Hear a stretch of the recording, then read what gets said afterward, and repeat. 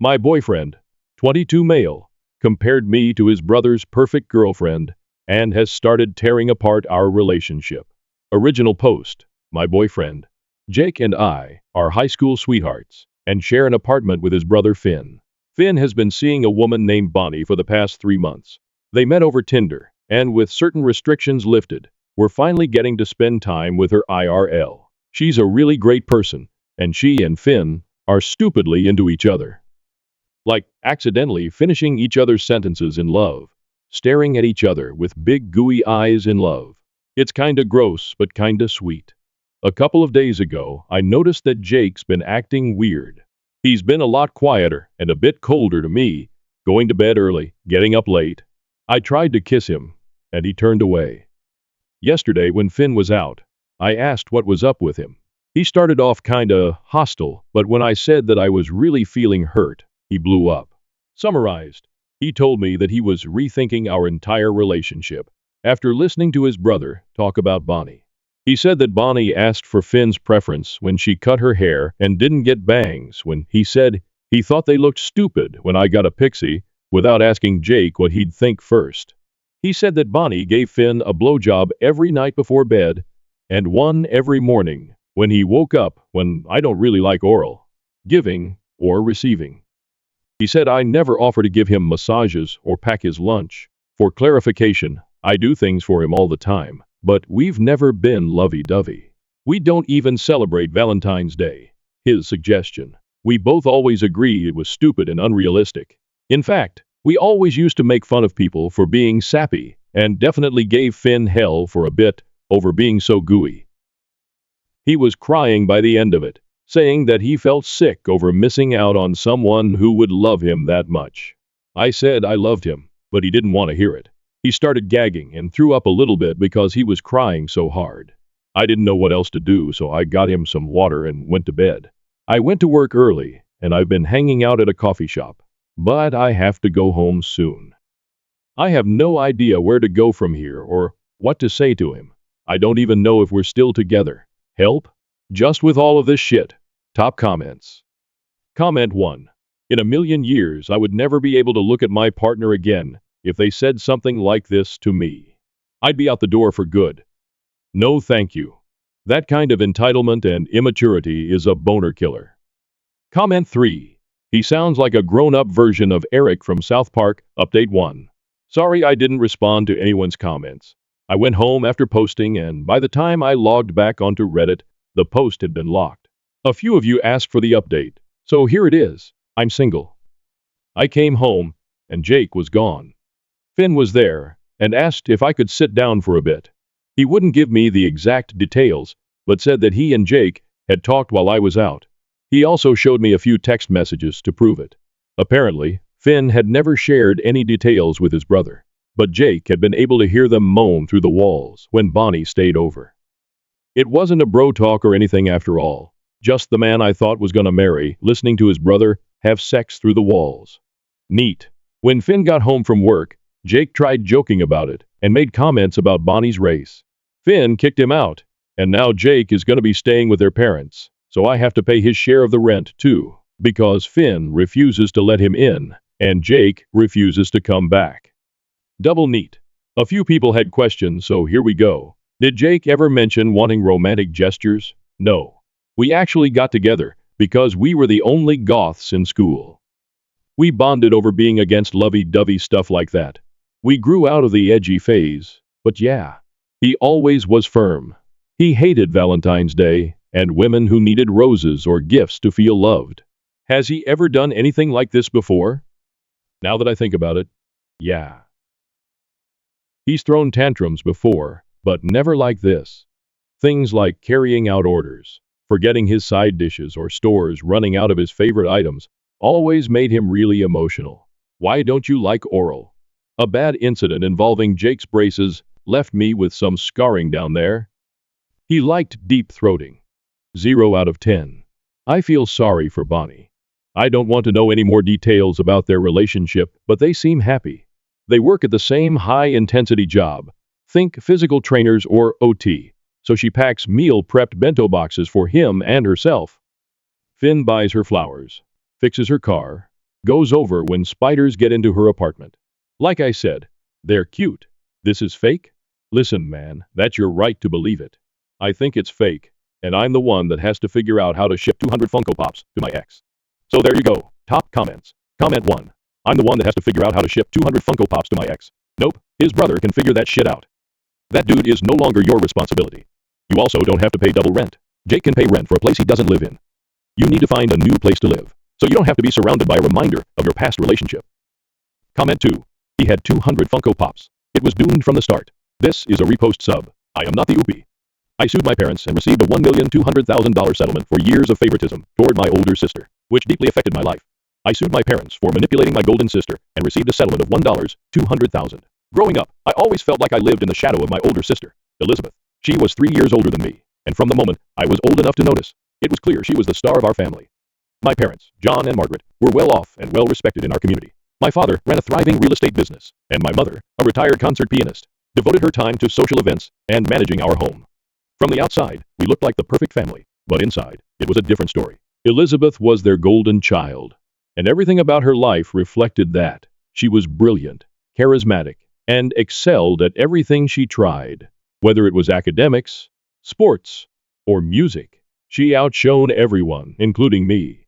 My parents adored her, showering her with praise and attention. Every milestone she reached was celebrated like a major event, complete with elaborate parties and expensive gifts. I was there too, of course, but more as a background character. My own accomplishments, modest as they were, barely registered. It wasn't that I wasn't trying. I did well enough in school and stayed out of trouble, but I didn't shine like Elizabeth. The difference in how we were treated became painfully clear over the years. One Christmas stands out in my mind. I was 8, and Elizabeth was 11. My parents had gone all out with the presents that year. The living room was piled high with gifts, but the centerpiece was a grand piano gleaming under the Christmas lights. Elizabeth had been begging for it for months, and my mother, who still missed her own days as a pianist, had finally caved. They were ecstatic as they unveiled it, going on and on about how Elizabeth would carry on the family tradition. When it was my turn, my dad handed me a small box. Inside was a sketch pad and a set of crayons. "We thought you might like to draw," he said with a smile. I tried to act grateful, but the message was clear. Elizabeth was the star, and I was just there. Things didn't improve as we got older. In school, Elizabeth continued to dominate. She was class president, captain of the cheerleading squad, and eventually valedictorian. Everyone loved her. Teachers sang her praises, and her peers either idolized her or envied her. Meanwhile, the first struggled to find my place. I had a small group of friends, nerdy kids like me, who loved video games and comic books. But I was invisible to most of the school. I wasn't bullied exactly, but I wasn't noticed either. One of the most humiliating moments of my childhood happened during a school talent show. I had decided to perform a magic act, something I'd been practicing for weeks. Elizabeth was also in the show, playing a piano piece she had mastered in a matter of days. She went first, and of course, the audience went wild. Her performance was flawless, and she got a standing ovation. Then it was my turn. My hands were shaking so badly, I dropped one of my props. A few kids in the audience laughed, and I could feel my face burning. I stumbled through the rest of my act, desperate to just get it over with. Afterward, my parents gave me a half-hearted good job, but their attention quickly shifted back to Elizabeth, who was basking in her glory. Elizabeth wasn't deliberately cruel, at least not usually. After the talent show, she came up to me with that insufferable smile of hers and said, "You were great, Jackson. It's so brave of you to try." Her words stung, not because they were mean, but because they felt so condescending. I hated that I cared so much about her opinion. As we moved into our teenage years, favoritism became impossible to ignore. My parents poured resources into Elizabeth's future, paying for private tutors, expensive summer programs, and any extracurricular activities she showed interest in. I got none of that. When I asked if I could take art classes, my dad shrugged and said, "Maybe next year." A promise that never materialized. Elizabeth's charm extended to the rest of the family as well. Our relatives adored her. Family gatherings turned into endless cycles of "Elizabeth is so talented," and "Elizabeth is going to do great things." I often wondered if they even remembered my name. At one Thanksgiving dinner, my aunt turned to me and said, "You must be so proud of your sister." I nodded, biting back the urge to say, "And what about me?" Even as I tried to carve out a path for myself, it felt like Elizabeth was always one step ahead, effortlessly overshadowing me. She didn't just succeed. She excelled, and she did it with an ease that made my own struggle seem pitiful in comparison. I began to resent her, not just for how she was treated, but for how she made me feel about myself. My parents' favoritism wasn't just about praise or attention, it had real consequences. When Elizabeth turned 16, my dad surprised her with a brand new car, a sleek red convertible. She squealed with delight, hugging him and gushing about how it was the best day of her life. 2 years later, when I turned 16, I got the keys to our old family sedan, a beat-up station wagon with a busted radio and a sagging roofliner. It's still a good car, my dad said, as if that made it any less humiliating. Elizabeth went off to an Ivy League university, her tuition fully covered by my parents, who couldn't stop bragging about their brilliant daughter. I, on the other hand, ended up at a state school, working part-time jobs to cover what my partial scholarship didn't. My parents didn't even bother to visit when I moved into my dorm. They were too busy helping Elizabeth set up her new apartment near campus. By the time I graduated, the resentment I felt toward Elizabeth and my parents had hardened into something deeper. I knew it wasn't healthy, but I couldn't help it. Every time I saw her with her perfect life and her endless string of successes, it felt like a reminder of everything I wasn't. The first time Elizabeth referred to me as her backup plan, it was meant as a joke. Or at least that's how she sold it. It was during one of those rare family dinners where everyone pretended we were closer than we really were. Elizabeth was home for the weekend with her fiancé, Ryan, a stockbroker with the personality of a cardboard box, but a bank account big enough to make my parents fawn over him. We were sitting around the dining table, halfway through dessert, when Elizabeth casually leaned back in her chair and said, "Well, if Ryan ever dumps me, at least I know Jackson will always be single and available." The room erupted into laughter, but I just sat there, stunned. It wasn't the kind of joke you expect to hear from your sister, especially not in front of your fiancé. Amelia, who had been sitting quietly beside me. Amelia gave me a small, uncomfortable smile, the kind that said she was trying not to make a scene but didn't find it funny either. Later that night, as we were driving home, Amelia finally said, "Does she always talk to you like that?" Her tone was neutral, but I could tell she was bothered. "Elizabeth is Elizabeth," I replied, trying to brush it off. "She thinks she's being funny." Amelia didn't push it further, but I could see the question lingering in her eyes. She didn't need to say it out loud. I was already asking myself the same thing. Over the next few months, Elizabeth's jokes became a recurring theme.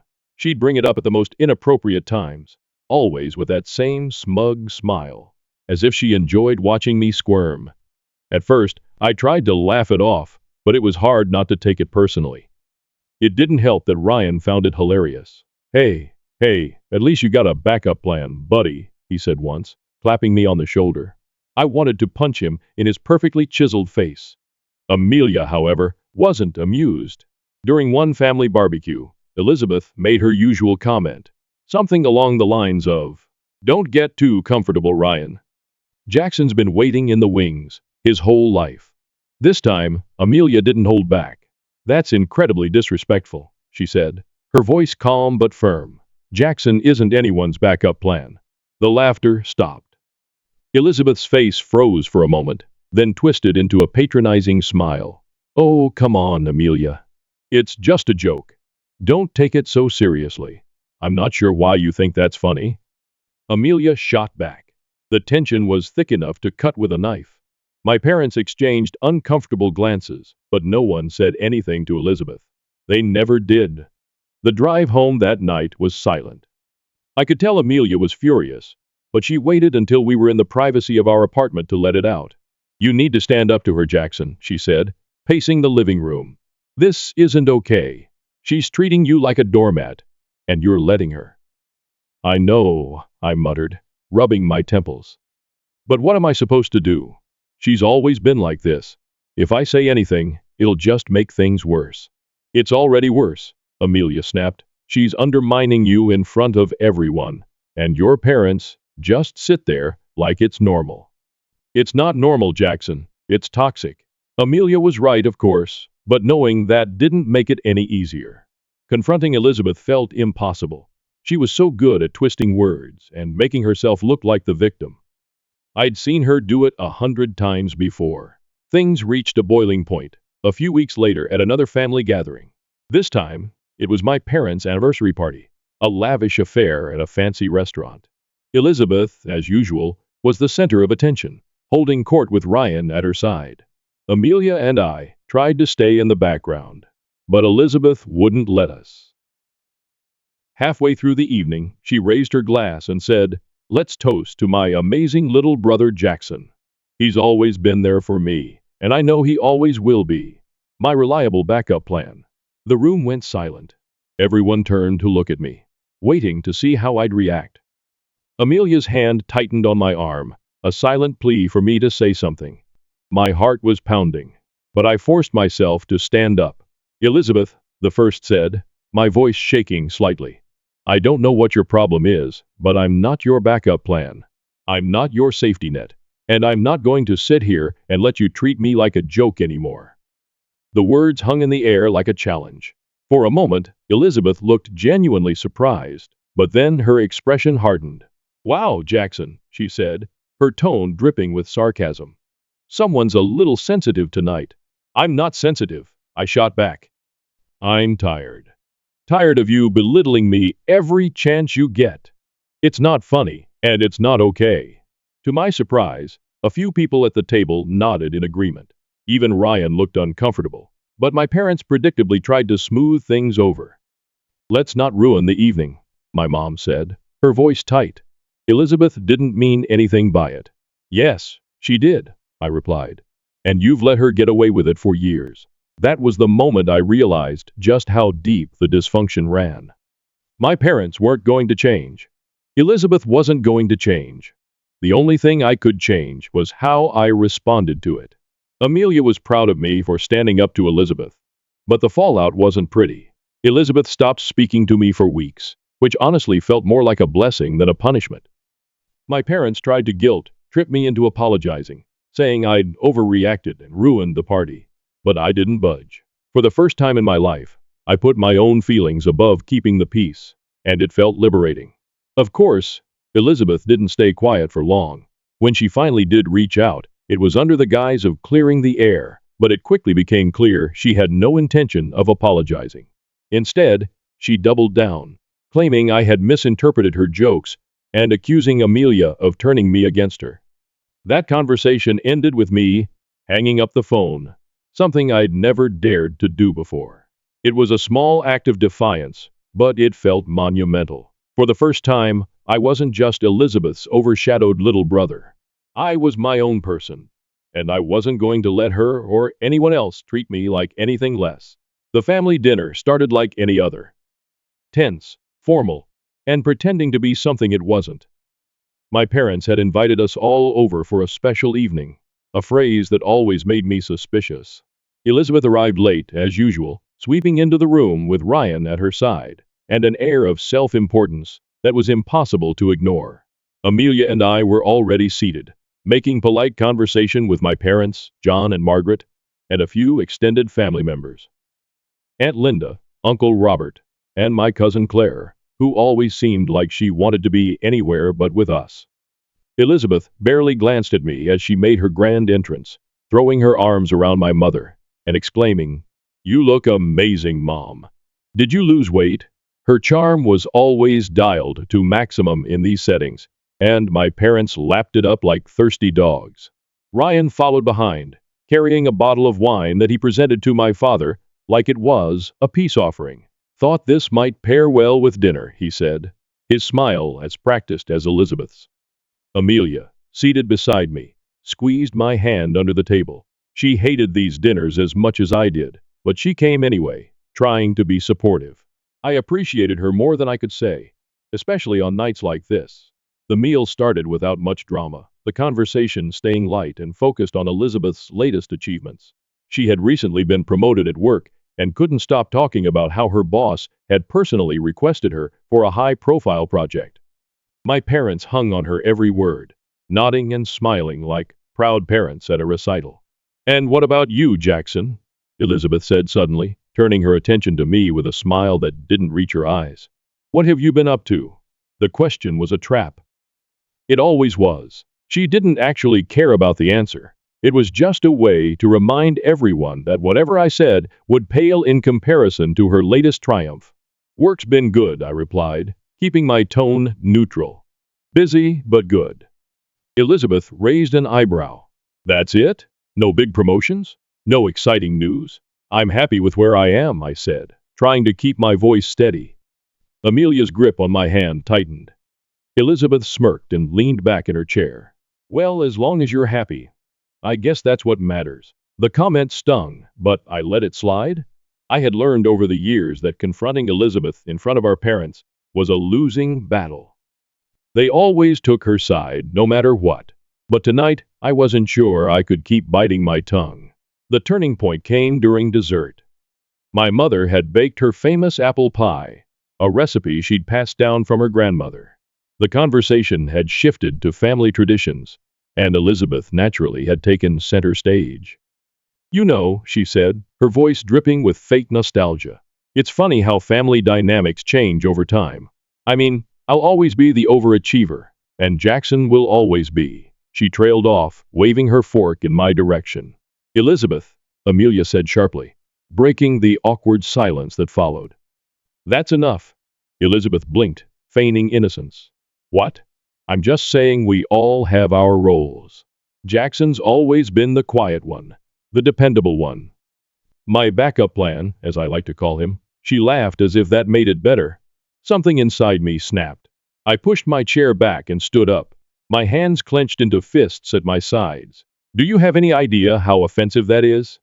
I said, my voice louder than I intended. You've been making these comments for years, and I've had enough. I'm not your backup plan, Elizabeth. I'm not your safety net, and I'm not going to let you keep treating me like this. The room went dead silent. My father set down his fork, his expression darkening. My mother looked as though I had just slapped her. Elizabeth, meanwhile, looked more amused than anything else. Oh, come on, Jackson, she said, rolling her eyes. You're overreacting. It's a joke. It's not a joke, I shot back. It's degrading, and you know it. You use these jokes to belittle me and make yourself feel superior. My father's voice cut through the tension like a knife. That's enough, Jackson. Sit down. I turned to him, incredulous. Are you serious? She's been insulting me for years and you've never said a word. But the moment I stand up for myself, I'm the problem? Elizabeth didn't mean anything by it, my mother said, her voice tight. You're making a scene over nothing. Nothing? I said, my voice shaking. This isn't nothing. She's been undermining me my whole life, and you've let her. You've encouraged it.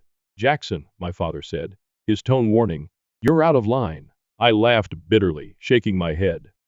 Out of line? Do you even hear yourselves? You've spent my entire life making me feel like I don't matter. Like I'll never be good enough compared to her. And now, when I finally speak up, you're telling me to shut up and take it? Elizabeth leaned back in her chair, sipping her wine like this was some kind of soap opera she was enjoying. Honestly, Jackson, she said, you're being so dramatic. If you can't handle a little teasing, maybe you should work on your self-esteem. Amelia stood up then, her face red with anger. You're unbelievable, she said, glaring at Elizabeth. You talk about Jackson like he's some second-rate backup, but he's twice the person you'll ever be. And you, she added, turning to my parents, should be ashamed of yourselves for enabling this. My mother gasped, as if Amelia had just insulted the queen. How dare you speak to us like that? How dare you treat your son like this? Amelia shot back. You don't even see how toxic this family dynamic is, do you? The argument escalated from there, voices overlapping as years of resentment and unspoken grievances spilled out into the open. I don't know how long it went on, but by the time it was over, I felt drained as if I'd run a marathon. I'm happy with where I am, I said, trying to keep my voice steady. Amelia's grip on my hand tightened. Elizabeth smirked and leaned back in her chair. Well, as long as you're happy, I guess that's what matters. The comment stung, but I let it slide. I had learned over the years that confronting Elizabeth in front of our parents was a losing battle. They always took her side, no matter what. But tonight, I wasn't sure I could keep biting my tongue. The turning point came during dessert. My mother had baked her famous apple pie, a recipe she'd passed down from her grandmother. The conversation had shifted to family traditions, and Elizabeth naturally had taken center stage. You know, she said, her voice dripping with fake nostalgia, it's funny how family dynamics change over time. I mean, I'll always be the overachiever, and Jackson will always be. She trailed off, waving her fork in my direction. Elizabeth, Amelia said sharply, breaking the awkward silence that followed. That's enough. Elizabeth blinked, feigning innocence. What? I'm just saying we all have our roles. Jackson's always been the quiet one, the dependable one. My backup plan, as I like to call him. She laughed as if that made it better. Something inside me snapped. I pushed my chair back and stood up, my hands clenched into fists at my sides. Do you have any idea how offensive that is? I said, my voice louder than I intended. You've been making these comments for years, and I've had enough. I'm not your backup plan, Elizabeth. I'm not your safety net, and I'm not going to let you keep treating me like this. The room went dead silent. My father set down his fork, his expression darkening. My mother looked as though I had just slapped her.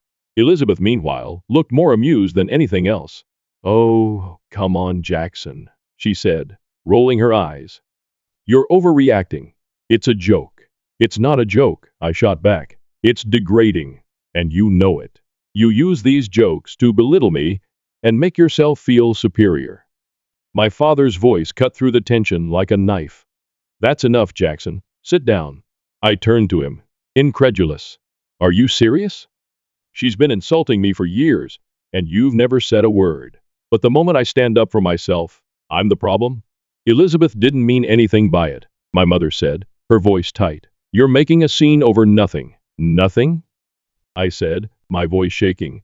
This isn't nothing. She's been undermining me my whole life, and you've let her. You've encouraged it. Jackson, my father said, his tone warning, you're out of line. I laughed bitterly, shaking my head. Out of line? Do you even hear yourselves? You've spent my entire life making me feel like I don't matter. Like I'll never be good enough compared to her. And now, when I finally speak up, you're telling me to shut up and take it? Elizabeth leaned back in her chair, sipping her wine like this was some kind of soap opera she was enjoying. Honestly, Jackson, she said, you're being so dramatic. If you can't handle a little teasing, maybe you should work on your self-esteem. Amelia stood up then, her face red with anger. You're unbelievable, she said, glaring at Elizabeth. You talk about Jackson like he's some second-rate backup, but he's twice the person you'll ever be. And you, she added, turning to my parents, should be ashamed of yourselves for enabling this. My mother gasped, as if Amelia had just insulted the Queen. How dare you speak to us like that? How dare you treat your son like this? Amelia shot back. You don't even see how toxic this family dynamic is, do you? The argument escalated from there, voices overlapping as years of resentment and unspoken grievances spilled out into the open. I don't know how long it went on, but by the time it was over, I felt drained, as if I'd run a marathon. My parents didn't speak to me as Amelia and I gathered our things and left. Elizabeth, of course, had the last word. Well, I guess some people just can't handle the truth, she said with a smirk as we walked out the door. In the car, Amelia reached over and took my hand. You did the right thing, she said softly. I'm proud of you. I nodded, though I didn't feel proud. I felt exhausted, angry, and deeply hurt. But for the first time in my life, I had stood up for myself, and that had to count for something. The drive home from that disastrous dinner was silent for a while, the only sound coming from the roar of the engine. Amelia sat beside me, her arms crossed tightly, her face a storm of emotions. I could feel the anger radiating off her, but beneath it, there was something else. Concern for me. Finally, she broke the silence. You can't keep doing this, Jackson. I tightened my grip on the steering wheel. I know. No, she said, her voice firmer now. I don't think you do. Tonight wasn't just another bad dinner. It was a wake-up call. Your family doesn't respect you. They don't care about your feelings, and they never will unless you set boundaries. She was right, of course, but the thought of distancing myself from my family felt like tearing off a piece of myself. As toxic as they were, They were still my parents, still my sister. The idea of walking away felt both terrifying and freeing. We got home, and as I dropped my keys on the counter, Amelia turned to me, her eyes softening. You deserve better than this, Jackson. You've worked hard for everything you have, and you can't let them keep taking from you, emotionally or otherwise. That last part hit me like a brick. Amelia had brought up concerns about my family's financial ties to me before, especially after I started making a decent living. My parents had a habit of borrowing money that was never repaid, and Elizabeth, ever the opportunist, had hinted more than once about how I could help her out if she and Ryan ever hit a rough patch. I had always brushed it off, thinking it was just family dynamics, but now it felt like another layer of manipulation. I need to think about this, I said finally, my voice heavy. Amelia nodded. Take your time, but don't let them guilt you into staying in this cycle. The next day, I called my friend and co-worker Adam. Adam was a sharp, no-nonsense lawyer who had helped me out with a few contracts at work. If anyone could give me sound advice, it was him. We met for coffee at a quiet cafe downtown. As I laid out the situation, Adam listened intently, his expression unreadable. First off, he said when I finished, you need to protect yourself. If your family has access to any of your accounts, cut that off immediately. And if you're serious about setting boundaries, you might need to consider more than just limiting contact. You might need to get legal protection.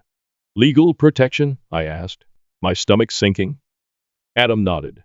Look, I'm not saying they're going to sue you or anything, but if your parents or sister feel entitled to your money or anything else, you need to make sure they can't take advantage of you. That means reviewing your assets, setting up trusts if necessary, and maybe even writing a formal letter making your boundaries clear. The thought of it all made my head spin, but I knew he was right. My family had shown time and time again that they didn't respect me, and if I didn't take action, I'd only have myself to blame when things got worse. Over the next few weeks, I began the process of disentangling myself from my family's financial reach. I closed joint accounts my parents had access to, updated the beneficiaries on my insurance policies, and even had Adam draft a will that explicitly stated how my assets would be handled. It felt surreal, like I was preparing for some kind of war, but it was also empowering. Amelia was my rock through it all. She encouraged me every step of the way, reminding me that I wasn't doing this out of spite, but to protect myself. This isn't about hurting them, she said one night, as we reviewed the documents Adam had prepared. It's about making sure they can't hurt you anymore.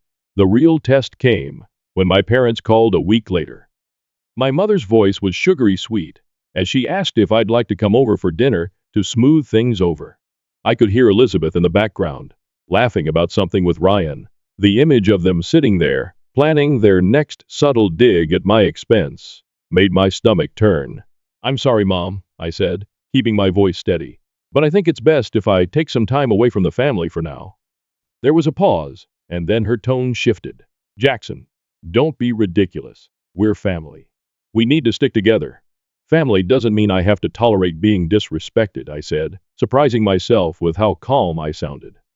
I need to do this for my own well-being. She sighed heavily, the kind of sigh that was meant to convey disappointment. Fine, if that's how you feel. It wasn't long before the guilt-tripping began. Over the next few days, I received a string of messages from both my parents and Elizabeth. My dad kept it short and gruff, accusing me of overreacting and telling me to man up. Elizabeth predictably made it all about herself, sending texts like, I can't believe you'd cut us off like this after everything I've done for you. But the one that hit the hardest was from my mother. I just want you to know how much this is hurting us. We've always loved you, Jackson, even if you can't see it. I almost caved after that one. Almost. But Amelia was there, reminding me of why I had made this decision in the first place. Love doesn't look like manipulation, she said gently. And if they really love you, they'll respect your need for space. As time went on, the messages tapered off. My parents stopped calling, and Elizabeth moved on to other targets for her attention. It was a strange feeling, being free from their constant judgment and demands. Lonely at times, yes, but also liberating. I focused on my work, my relationship with Amelia, and rebuilding my sense of self-worth. For the first time in my life, I wasn't living in Elizabeth's shadow or bending over backward to please my parents. I was just me, and it felt good. But even as I started to heal, I couldn't shake the feeling that this was just the beginning. My family wasn't the type to let things go quietly. And I had a sinking suspicion that my decision to set boundaries would come with consequences I hadn't yet anticipated. The first sign that things were escalating came in the form of a voicemail from my mother. It was late on a Tuesday night when I saw her name flash on my phone screen. I let it go to voicemail, not ready to dive back into the family drama just yet. But the message she left was hard to ignore. "Jackson," she began, her tone clipped and formal, the kind she used when she was holding back anger. "Your father and I have been talking, and we feel it's time to discuss the family inheritance. There are some things you need to understand about how we've planned for the future. Call me back as soon as you can. Inheritance." The word sent a chill down my spine. I'd always suspected my parents would use it as a tool to manipulate me, and now it seemed that suspicion was coming true. I replayed the voicemail for Amelia later that evening, pacing the living room as I spoke. "This is them trying to reel me back in," I said, frustration bubbling under the surface. "They can't stand that I've set boundaries, so now they're dangling the inheritance in front of me like a carrot on a stick." Amelia frowned, her arms crossed as she leaned against the kitchen counter. "You don't even care about the inheritance, do you?" "Not really," I admitted. "But it's the principle of it. They're trying to control me again, and I'm not sure how to handle it." "Don't play their game," she said firmly. "If you call her back, they'll just use it as an opportunity to guilt trip you. Stick to your boundaries." I knew she was right, but the thought of ignoring the call entirely felt wrong. So the next morning, I texted my mother instead. "I got your message. I'm not interested in discussing inheritance right now. I'll reach out when I'm ready." Her response came almost immediately. "That's not how this works, Jackson. This is a family matter, and you need to be part of the conversation." I didn't reply. Over the next few days, the messages continued. My father chimed in as well, sending curt texts about responsibility and respect for the family legacy. I tried to ignore them, but it was exhausting, like fighting a battle I hadn't signed up for. Then, out of nowhere, Elizabeth entered the fray. She showed up at my office unannounced, striding in like she owned the place. My coworkers exchanged awkward glances as she swept past them to my desk. "Jackson," she said, her voice dripping with condescension. "We need to talk." I gestured for her to follow me into the conference room, not wanting to make a scene. Once the door was closed, I turned to her, arms crossed. "What are you doing here, Elizabeth?" She smiled, but it was the kind of smile that made my stomach churn. "I'm here because Mom and Dad are worried about you. They say you're refusing to discuss the inheritance." "I'm not refusing," I said evenly. "I'm just not interested right now." "Well, you should be," she said, her tone sharpening. "This isn't just about you, Jackson. It's about the entire family. Mom and Dad have worked hard to build this, and you're acting like a spoiled child by ignoring them." I clenched my jaw, trying to keep my composure. "Elizabeth, if you come here to lecture me, you can leave. I've made my decision." Her smile faltered, and for a moment, I saw a flash of something behind her eyes. Anger, maybe, or frustration. But she recovered quickly. "Fine," she said, turning to leave. "But don't say I didn't warn you when this all blows up in your face." The encounter left me rattled. Elizabeth's sudden involvement felt calculated, like she was trying to position herself as the savior of the family, while painting me as the black sheep. And it wasn't long before I found out just how far she was willing to go. A few weeks later, I got a call from Adam, my lawyer friend. "Jackson," he said, his voice urgent, "I found something you need to see." He sent me an email with an attachment, a financial statement linked to a bank account in Elizabeth's name. The balance was staggering, over $600,000. But what caught my attention was the list of deposits, all marked as transfers from my parents. I stared at the screen, my heart pounding. "This can't be real," I muttered. "It's real," Adam said. I double-checked. "Your parents have been funneling money into this account for years, probably under the guise of helping her with expenses." "Why would they do this?" I asked, though the answer was already forming in my mind. Elizabeth was their golden child, the one who could do no wrong. Of course, they'd bankroll her life while leaving me to fend for myself. "You need to confront them about this," Adam said, "and you might want to consider taking legal action to protect yourself. This kind of favoritism could have serious implications for the inheritance, or anything else they might try to manipulate you with." The thought of confronting my parents or Elizabeth about this made my stomach turn. But I knew Adam was right. I couldn't let this go unchecked. That weekend, I invited my parents over to my apartment. Amelia was there for support, her presence a steadying force as I prepared for what I knew would be an explosive conversation. When my parents arrived, they were all smiles, as if nothing was wrong. But their expressions changed the moment I brought up the bank account. "I know about the money you've been giving Elizabeth," the first said. My voice calm but firm. Over $600,000. Care to explain? My mother's face turned pale, while my father's jaw tightened. That's none of your business, he said gruffly. It is my business, I shot back. Because it's a blatant example of how you've always favored her over me. And now you're trying to use the inheritance to manipulate me. I'm done with it. My mother tried to placate me, her voice trembling. Jackson, we did what we thought was best. Elizabeth needed help. She needed help? I interrupted, my anger boiling over. While I've been working my ass off to make ends meet, you've been handing her hundreds of thousands of dollars. Do you even hear how ridiculous that sounds? The argument escalated from there, voices rising as years of resentment came to the surface. My father accused me of being ungrateful, while my mother pleaded for me to see reason. But I wasn't backing down. You've always put Elizabeth first, I said, my voice shaking, and I'm done pretending that's okay. If you want to continue this dynamic, fine. But I won't be part of it anymore. The conversation ended with my parents storming out, my mother in tears and my father muttering something about family loyalty. Amelia hugged me tightly as the door closed behind them, her support the only thing keeping me grounded. For the first time, I felt like I had truly taken a stand. It wasn't easy, and I knew there would be fallout, but I also knew it was the only way to reclaim my life. The decision to take legal action against my parents wasn't one I made lightly. For weeks after discovering Elizabeth's secret bank account, I wrestled with the implications of what it meant to sue my own family. But the more I thought about it, the clearer it became. This wasn't just about the money. It was about standing up for myself and finally breaking free from the toxic grip my family had on me.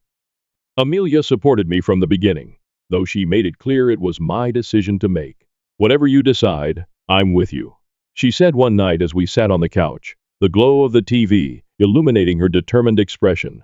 But if you go through with this, you need to be prepared for how ugly it might get. She wasn't wrong. I knew my parents wouldn't take this lying down, and Elizabeth well. Elizabeth would undoubtedly make it her mission to turn the situation to her advantage. But I also knew I couldn't let fear hold me back any longer. The first step was consulting with Adam, my lawyer friend. He recommended bringing in a specialist, someone with experience in family financial disputes. That's how I met Lauren Green, a sharp and no-nonsense attorney who had a reputation for handling complex cases with precision. Lauren didn't sugarcoat anything during our first meeting. This is going to be messy, she said, her piercing blue eyes locked on mine. But based on what you've told me and the evidence you've provided, you have a solid case. If we can prove financial manipulation and favoritism that's impacted your inheritance or financial stability, we can argue for compensation. We began building the case, combing through years of financial records, emails, and text messages. Adam helped me track down additional documentation, including statements from family members who had witnessed the blatant favoritism over the years. My cousin Claire, who had always been quietly supportive, agreed to testify. I've seen how they treat you, Jackson, she said over the phone. It's not right, and it's about time someone called them out on it. The hardest part was revisiting all the moments that had led to this point. Every slight, every insult, every time I was made to feel like I wasn't enough. It all came rushing back as I pieced together the timeline of my family's dysfunction. But with each new piece of evidence, I felt a renewed sense of purpose. This wasn't just about me anymore. It was about setting a precedent, about showing that people couldn't get away with treating others like this, even if they were family. When the lawsuit was officially filed, the fallout was immediate. My parents were furious, of course, but their anger was eclipsed by their disbelief.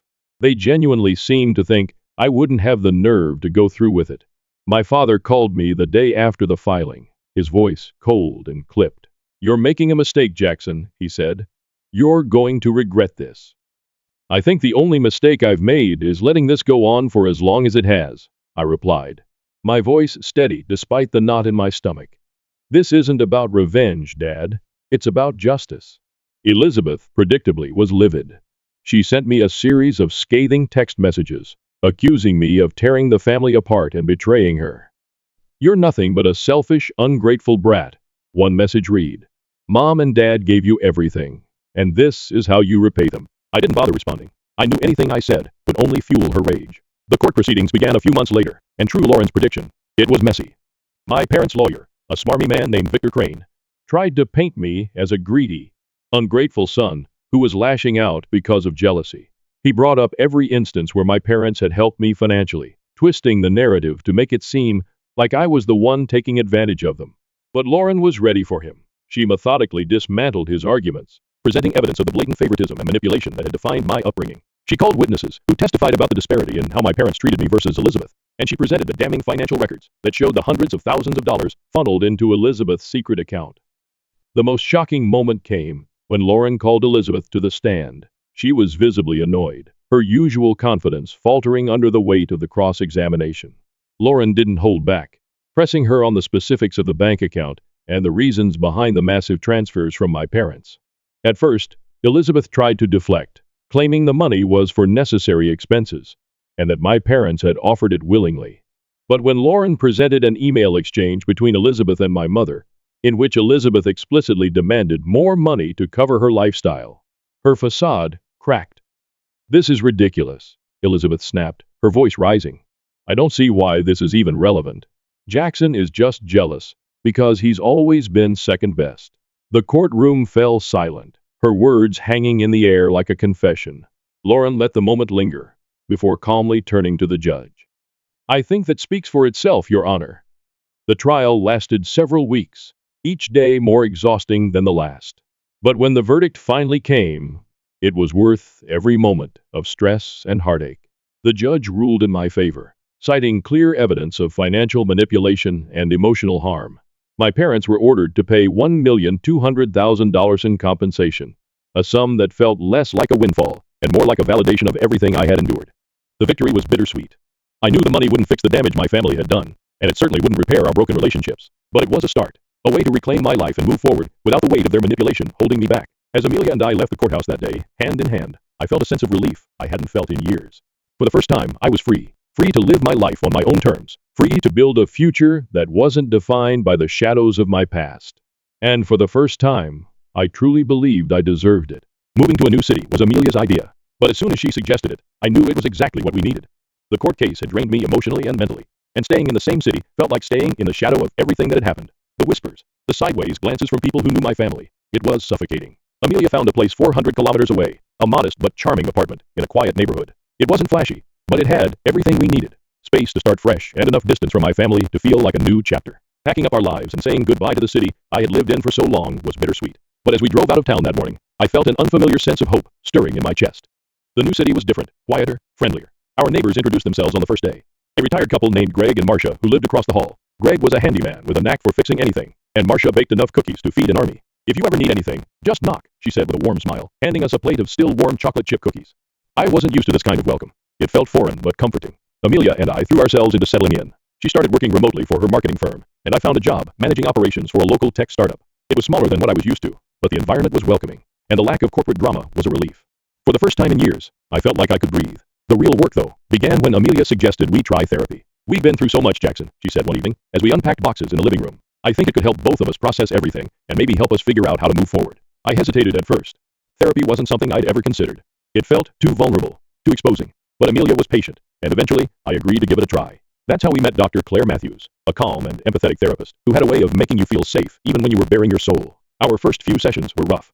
Talking about my family dredged up memories I'd buried for years. The favoritism, the manipulation, the constant feeling of being less than. It all came flooding back, and there were moments when I wanted to walk out of her office and never look back. But Amelia was there, her presence steady and unwavering.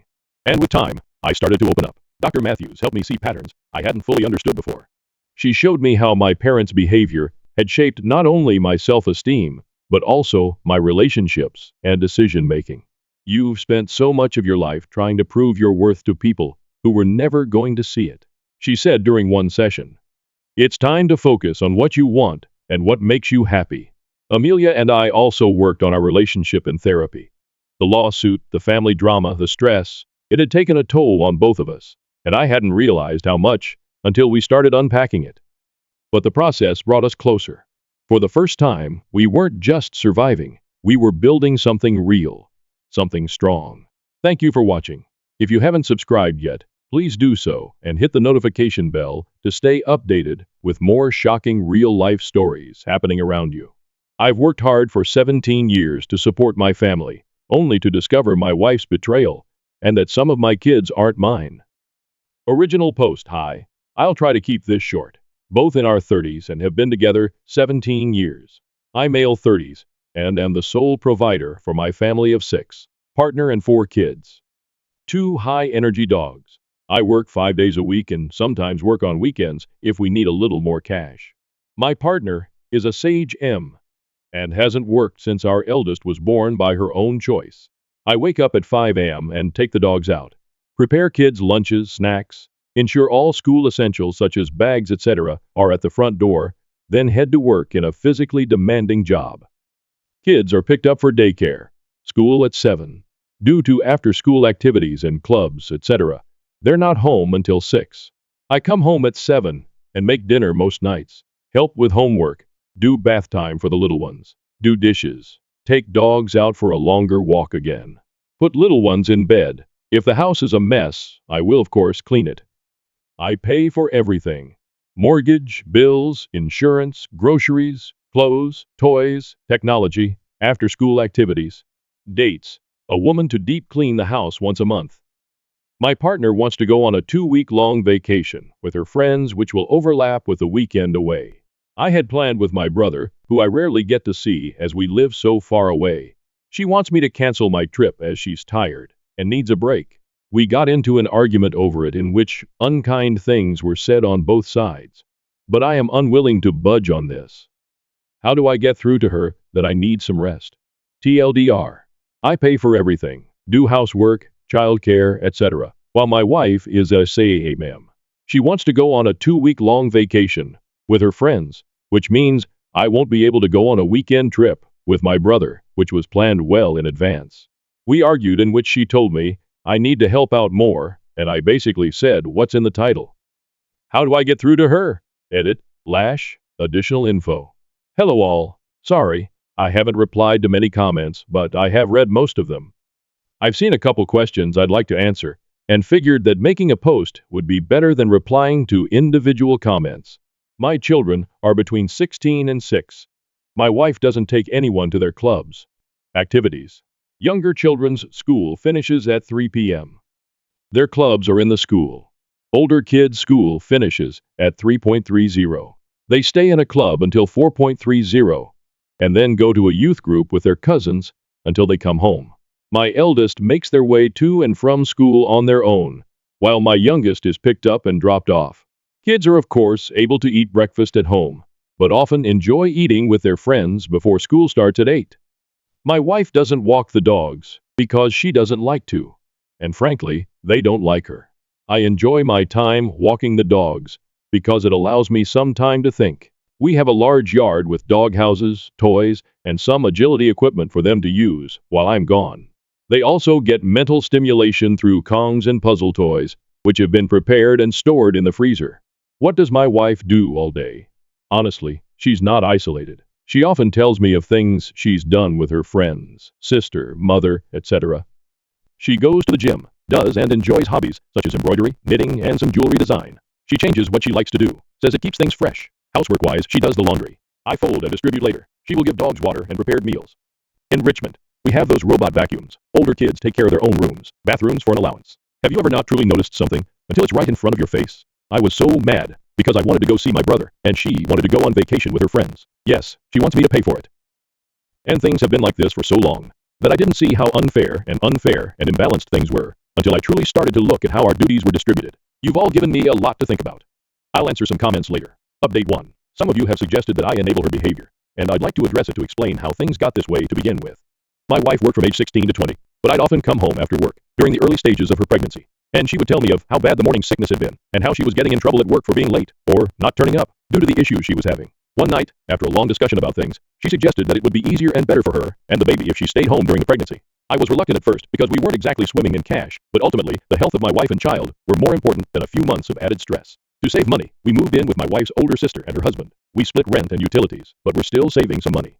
The pregnancy wasn't easy on her. She was often cranky and uncomfortable, and as a result could be quite mean, rude, and a bit handsy. So after further discussions with my wife and her sisters, I took on more of the household duties such as cooking, etc. When my eldest was born, my wife's sister helped with childcare while I was at work for the first year. But after she and my wife had a fight when he was about a year old, we moved into our own place. But my wife struggled during the day when I wasn't there to help, so we ultimately decided to put him in another day care facility. I would drop him off on my way to work and would pick him up on my way back home when I finished. Once home, one of us would cook dinner while the other watched the baby. Back then, we had no pets, so household duties weren't too much and could be handled by a couple hours cleaning on Saturday or Sunday when we could split it between us both. When my son was 3, my wife's sister offered to get her a job where she worked. My wife had to do an interview, but my sil was confident she'd get the position. My wife was reluctant and nervous about returning to work, but attended the interview and was offered the job. I don't remember much of our celebrations that night, but it ended in the conception of our second child. My wife told me when she'd been at her new job for just over a month, she stuck it out for a couple more weeks, but was fired due to not turning up for shifts. I asked one of her doctors about the issue she was having so early in the pregnancy: back pain, leg pain, nausea, etc. But my wife cut me off before I could finish and asked me to leave the room. When we got home, she berated me for speaking to her doctor like she was a child and told me that if she wants something brought up to her doctor regarding her pregnancy, that she'd do it herself. I had embarrassed her because she knew her body and knew what was normal and what wasn't. I still thought the issues had to be addressed with her doctor, but whenever I brought it up, her mood swings would get worse. My meal came to live with us when my second was born for a short while when I returned to work after my paternity leave. When my daughter was about 4 months old, my wife expressed that she was having difficulty looking after her by herself during the day. But my meal, who had her own life and responsibilities, couldn't come back and stay indefinitely. We had a 2-bedroom apartment then, and having her sleep on the couch didn't seem fair to me. So we enrolled my daughter in daycare while my son was at nursery. My son went to daycare after nursery as well, so I'd pick them both up around 6 p.m. and head home. My wife promised she would speak to her doctor about the possibility of depression, etc., and her mood did improve with the additional help with the children. My wife took on cooking and cleaning duties then, but struggled as well. I would often come home to burned, ruined food, and would need to make something else anyway. So I ended up cooking dinner most nights so we wouldn't be wasting food. During a weekend away for a friend's wedding, when my daughter was 5, I suggested that my wife go back to work. Both kids were in school now, and I thought we could improve our lifestyle with 2 incomes. We had recently bought a house because the apartment was too small for us, and the children needed their own rooms. She seemed hesitant, which I understood after being out of work for so long, but she agreed. She applied for several positions, but had no luck with interviews or callbacks. We found out she was pregnant, with our third not long after that, and returning to work was put on hold again. The pregnancy was difficult as expected, but again my mill came to stay when I had to return to work. She stayed for a while but had to return to her own home eventually. Before she left, my wife told me that she feared she would struggle with our second daughter just as she had the first 2. I tried to reassure her, but she seemed to become insanely depressed the second her mother left. I would return home with the 8 and 5-year-old to a screaming baby and nothing done around the house. Her mood and actions affected the entire house. So reluctantly, I put her second daughter in daycare as well. But I told my wife she had to talk to her doctor and that we'd no longer be having any more children. She was, and we had a huge fight about it. But I got a vasectomy and she accepted it. We've always used protection. My wife is on birth control, and I always use condoms. But given that it had already failed twice for us, when my first was conceived after my 20, I was so drunk I don't think I wore one. Our second, after celebrating her new job, and our third, at our friend's wedding. I didn't want it to happen again, but obviously, the universe had other plans for us, and our third daughter was born 2 years after our second, when we were celebrating a promotion I'd gotten at work. Obviously, this is a brief summary of events, and there have been several other moments through the years when I've suggested she go back to work. But I thought I'd try to provide further background for those who are curious about how we got to where we are. Someone asked if my wife has had a break recently. She has never taken 2 weeks away before, but she goes away a couple of times every year for weekend trips with family and friends. The longest she has been gone is a week. In regards to the dogs and why they don't like her, she doesn't like them. She thinks the mental stimulation I provide through Kong toys, games, puzzles, etc. is unnecessary, but freaks out if their energy levels are too high. One is a German Shepherd, which I was gifted for my birthday, and the other is a German Shepherd. Malinois mix my wife brought home because she thought our GSD needed a friend. Yes.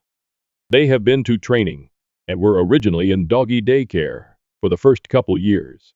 On to the update. Update 2. So, as one of you suggested, I took a day off of work. I genuinely wasn't feeling too good either, but I intended to speak to my wife about the situation while the children were at school. Kids all left for school by 7-ish. My wife came downstairs at 11:45 and seemed very shocked to see me.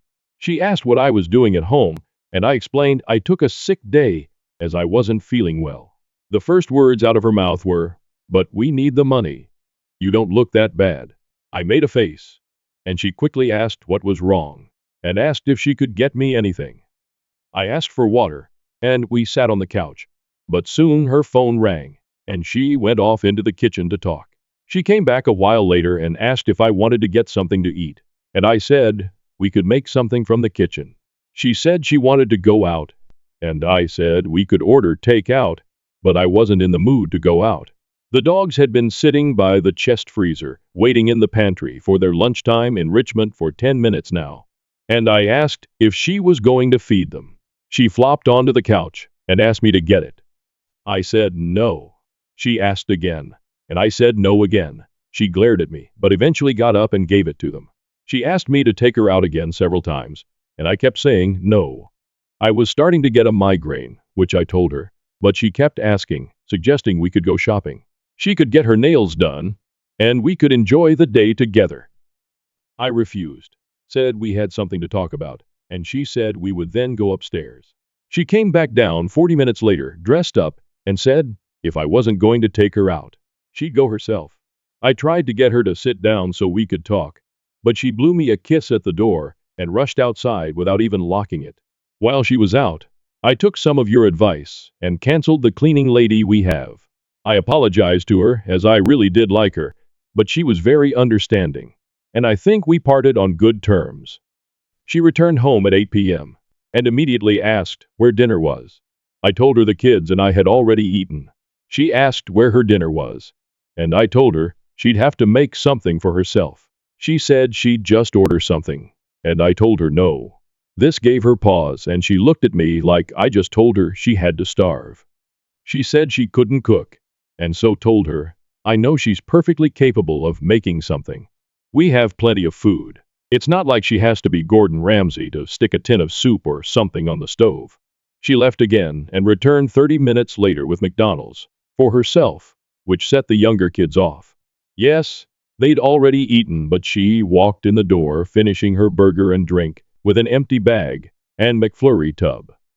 Our youngest asked why she didn't bring her any ice cream, and my wife said, Daddy said I wasn't allowed to. I did not say this, and I swear it took more strength than I'd like to admit not to yell at her in front of our daughter. When the kids were in bed, I asked her to sit and talk about the situation regarding our trips. She asked if I'd rescheduled with my brother, and I firmly told her no, and that I wouldn't be. I tried to have a conversation. I explained I felt our duties were incredibly uneven, and that I'd like for her to take on more responsibilities. She argued that she does enough, and I asked her to make a list. She put laundry down, feeding the dogs, making doctor's appointments and grocery shopping, and I brought out my own list with everything I've told you guys so far, and added that I created the dogs' meals. She simply has to give it to them. I fold and distribute laundry, take kids to doctor's appointments, and that the groceries are ordered through an app on her phone, delivered to the house, and I put them away. She got up then. I asked what she was doing, and she said she was going upstairs. I didn't argue. I didn't want it to resolve an argument and wake the kids up. She was visibly shaking with anger. A while later, I went upstairs as well. She was on the phone to someone, and when I entered the room, she demanded I leave and go sleep on the couch. I refused and climbed into bed. She hung up the phone and demanded again that I sleep on the couch, and again, I refused. She grabbed me and physically tried to drag me out. That resulted in a fight, and I ended up sleeping on the couch because she was going to wake the kids up again. The following days were much the same. I have stopped folding and putting away her laundry. I do it for myself and the younger kids, and my two oldest take their piles and put them away themselves. I still cook for the kids, but have told my wife that she has to make her own meals. Petty, I know. I think my eldest heard us arguing because he asked if he could take the dogs out for a couple walks with his friend during the week. He hazes, and he says he's enjoying it. But I think he and my wife had an argument the other day because he's been very distant with her, and things just feel off. He's asked me about 3 times if I love him. Of course I've told him. There is nothing he could ever do to make me not. Yes.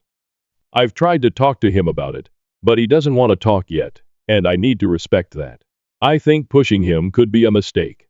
Thursday night, my wife asked if we could have a drink, as I had to leave on Friday to see my brother. I had one, but honestly, it went right to my head, and honestly just wanted to sleep. She kept trying to initiate sex, but I wasn't in the mood. I woke up Friday morning and my wife was gone. So was her suitcase. I've texted and called, but there's been no answer, other than a text telling me we'd talk about it when she's back. She ignored me and went on her trip regardless, and I am furious. I have left her some cash in the bank account. She has the card too, but have removed everything else into another account. I had to tell my brother why I wouldn't be coming to see him, and he arrived here on Saturday with my nephew and two nieces. The house is very full, but honestly, it feels more open than it has in a long, long time. The kids seem relaxed, and so do the dogs. I don't know what will happen with my wife, but I am done. I can't afford a lawyer right now, and unfortunately, I don't know anyone who could give me a deal or do me a favor. But this marriage is over. It should have been a long time ago. TLD war. Wife and I talked, had an argument. She went on trip regardless, and my brother is here with his family. This sub only allows one update, so if I post anything further, it will be on my own profile. Relevant comments. OP on if his wife might have undiagnosed health problems, including PPD. OP. I spoke to her doctor about the issue she was having because she would not. He asked her what was happening, how she was, and she would say the pregnancy was fine. She was having no issues yet at home. All I got was how hard things were, how ill she felt, how sore she was, screaming, yelling at me. I went to bed because I'm 6.5 and work a physically and mentally demanding job. It is not good for my body to sleep on a two-seater couch. I wanted to sleep as I had work in the morning. She escalated and got physical, not me. She made the argument worse, not me. Undiagnosed PPD. She has been to her doctor who had diagnosed her with nothing. She told me so herself. And as for me knocking her up, it takes two people to create a child. We do not live in America, and my wife is pro-choice if she wants to terminate. She has the ability to do so. I told her after our second was born that I didn't think having more kids was a good idea. And she insisted. I said the same thing after our third and after my vasectomy. And she lost her mind. Let her go on vacation and feel like herself for the first time in forever. Did she not feel like herself when she went on multiple weekends away last year with her friends? Does she not feel like herself when she's hanging with the girls for lunch dates throughout the month? Do you know the last time I saw my brother in person? Before the pandemic. He is here to support me. If you want my wife to go on vacation so I can't, then it's perfectly reasonable that my brother can come to the home I pay for when I need him. Are you my wife? Update 3. I'm not going to add this to the post as it's already long enough. Please excuse any spelling mistakes as I'm so tired. Thank you all, but I'm not in America. I know a lot of you have suggested I message her telling her I'm going to divorce her, etc. But I think I'm going to play it cool. Act like I've accepted her decision so she's not on guard. I know she said something to my son, but he won't tell me what it is. And I feel like if I push him to, he might not ever. But my nephew and him are hanging out a lot. They're close, despite not seeing each other much. So I'm hoping he might confide in him and maybe open up. I'm not just letting this go. We will talk, but I don't want to push him too much. I am not a lightweight. I can drink. But I have been exhausted, and I mean very exhausted for some time now. And I think that maybe that's why I passed out after having one drink. But I would be lying to myself and to you if I said I wasn't suspicious. I am suspicious a lot now. I swear, I'm not an idiot, but I really feel like one now. Some of you have suggested that I get the kids DNA tested, especially my youngest. And while I know that this is likely something I'll have to do, it breaks my heart to think that they're not mine. My girls all look the same, just older versions of each other. So if I have to DNA test the youngest, I have to do them all. I never wanted kids. This is why I've always used condoms. I'm not the biggest fan of them, but I love my own. I love these kids, regardless of the DNA test. They are mine. But I fear if it comes back, that they're not. It could damage our relationship. My brother has read my posts and spent the last days telling me everything he hates about my wife. Obviously, not in front of the kids. He's pretty funny, and I feel like I haven't been able to laugh like this in a long time. He says he's going to make a Reddit account. Lord knows what he'll say. Writing this update has opened my eyes further. I see how the timing of wanting her to go back to work leans up with each pregnancy. But when these things are years apart, and you're concentrating on supporting the family and work, your brain sometimes pushes these thoughts away until something triggers them again, and boom. You're slapped in the face with the realization that your entire relationship is potentially built on a mountain of lies. She has her phone and iPad with her, so I can't check any of that. But I'm going to be going through her stuff. Is it in envisioning privacy? Likely. Do I care right now? No. I feel like I've wasted the majority of my life, the good years. And that feels horrible to say when I have 4 kids. I promise I don't mean that they're a waste. As I said in the post, this marriage is over. I am done. My kids deserve better, but I won't be alone when I confront her. As I said, she can get handsy, and no. I have never retaliated, and I don't want to be put into a position where I need to. I thank you all for your comments, your insight, your kindness. I know I haven't replied to many comments at all, but don't really have time to do so when there are so many. But I am trying DMs, as that seems like the easier thing to do. I want to ask my Sil what actually happened with my wife and that job. But I don't want her to know I'm suspicious. My Sil is a kind woman, but she is my wife's sister, so her loyalties lay with her, I suppose. And I don't want to alert my soon-to-be ex. Does anyone have any ideas how I can do this? Seems odd to bring up a job my wife had for a very brief time years ago. I wish you all the best. Relevant comments. OP on the accusations for not respecting his wife's needs and wants. OP. How do I not respect her needs, wants? I pay for everything and do the majority of the child, pet care, and housework. I have not gone on vacation in years because I was providing for my family. I have given her everything she's wanted for the past 17 years, and she couldn't give me a weekend with my brother. Why couldn't we both go on vacation? Because I don't randomly have the money to fund 2 weeks away for her. I can't just up and leave my 16-year-old to look after 3 younger kids and 2 high-energy dogs. I couldn't take them with me because that would mean multiple plane tickets and accommodations, food, etc. for them, as well as dog sitting. Boarding for the dogs. New update. Hello all. I'm sorry it's taken so long to update. Things are not good. While this update will be small, I will try to do a longer one when things are a little better. Yes, we are separated and we'll be getting a divorce. My file has graciously offered to help. It's taken me so long to update because, as most of you already knew, some of the children aren't mine. My eldest son is mine. My 3 daughters are not. I found out not long after my first update. And while I thought I could handle the news clearly, my body couldn't, and I had a heart attack. Thankfully, my brother was with me and called an ambulance. I am recovering, but Jesus Christ scared the shite out of me and my family. As some of you may remember, when my ex left for vacation, I took the majority of the money out of the account she used, but left some, as I didn't want to leave her stranded. That money, about $500 or so, was gone in a few days.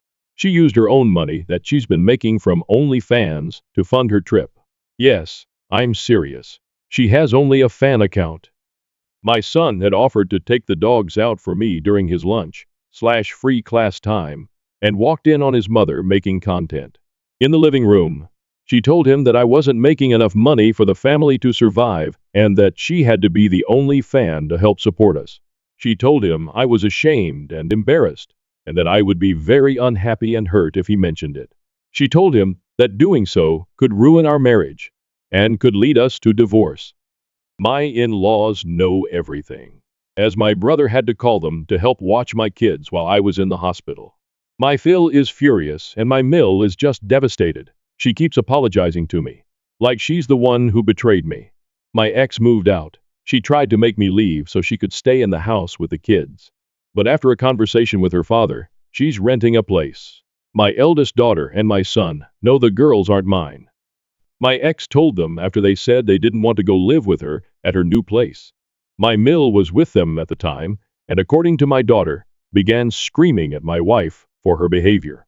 My youngest 2 don't know yet, but they will. This isn't something I can keep from them forever. They already know that something is up. I've cut my hours back at work and have been able to work from home. It's obviously a desk job for now, but I am thankful to my boss for working with me on this. I came home to find out that my Mill and one of my Sills had cleared out my wife's hobby space and made it an office den for me. I am very grateful for their support during this. I know it can and be easy to take the side of your daughter, sister's ex-partner during a breakup, but I appreciate them. While things aren't great by any stretch of the imagination, I feel strange. Things seem calmer without my ex in the house. There seems to be more laughter around, and even the dogs appear more at ease. But I am so angry, which obviously isn't good for my heart. I've wasted a huge chunk of my life raising kids that aren't mine in a marriage that was messed up from the beginning. Now please, don't take what I said as me saying I regret my girls. I don't at all. They are smart, beautiful, cheeky little weirdos, in love with all of my heart. But the betrayal stings. The fact that I've been working my ass off for years, and she's been making thousands on OnlyFans, and been keeping it to herself, stings. I am ashamed, humiliated, embarrassed, angry, relieved. It's a mess of emotions in my head. But I know I'll get through it. Hopefully, I need to for my kids and dogs. If you have any questions, I'll try to answer in the comments. My husband finally cut ties with his toxic mom and sister after they demanded we give up our house for my jobless sister-in-law and her family. My in-laws have a very toxic connection with my spouse, and it is beginning to ruin my life. Growing up, my husband was my favorite, the golden child, and my mother-in-law was very close to him. Jacob has informed me that because his father was so busy at work, he and his mother spent a lot of time together. However, I've noticed that his sister, Sarah, is not treated equally by my mother-in-law. Although I am confident that my mother-in-law loves both of her children, I have repeatedly observed that she prioritizes my husband. I'm sure Sarah felt the same way growing up, which is why my husband has always attempted to fill the void by being a kind elder brother to her and always being there for her. But the truth is that Sarah and my mother-in-law would sometimes behave in such a ridiculous manner that it crossed the line. For example, when we initially started dating, Jacob, a recent college graduate, and my in-laws, including Sarah, shared a house. My in-laws had offered my husband a totally own level so that he could have his own privacy and welcome whomever he pleased. This is why he would occasionally invite me to his home to spend the night with him. However, several times in the morning, Sarah would storm into our room while we were asleep without knocking. As you may guess, we were not always properly dressed, but she would act as if everything was normal and begin talking to Jacob about utterly random topics. This was very strange for me, because I was uncomfortable with her seeing me in my lingerie. Before anyone points out, I absolutely understand that Jacob was living with his family at the time, so I should have expected this. But is knocking on the door before entering really that much to ask? I suppose siblings can be quite close, but she and I didn't know each other very well when Jacob and I first started dating, so I thought it was really rude. Naturally, I spoke with Jacob about it and informed him that I would not be going over unless he installed a lock on his door. He agreed. But as you can guess, Sarah, who attempted to storm into the room the next morning but was unsuccessful, began ranting at us about why the door was locked. She began jiggling and hammering on the door, begging her brother to let her in. Jacob eventually let her in, and she stormed into the room, asking why he had set the lock in the first place. When she recognized me, she pointed to me and began ranting at him, asking if it was because of this skank. I was astonished by how harsh and insulting she sounded. Jacob told Sarah that he wanted to install the door lock, but Sarah was not convinced. She angrily informed him that they were siblings and should not keep any secrets between them. Jacob told her that he had no secrets, and that he had put the lock so she wouldn't barge in when we were asleep, which was quite disturbing. Sarah violently flipped her head towards me and exclaimed that it was all my fault, saying that I was interfering with her and her brother.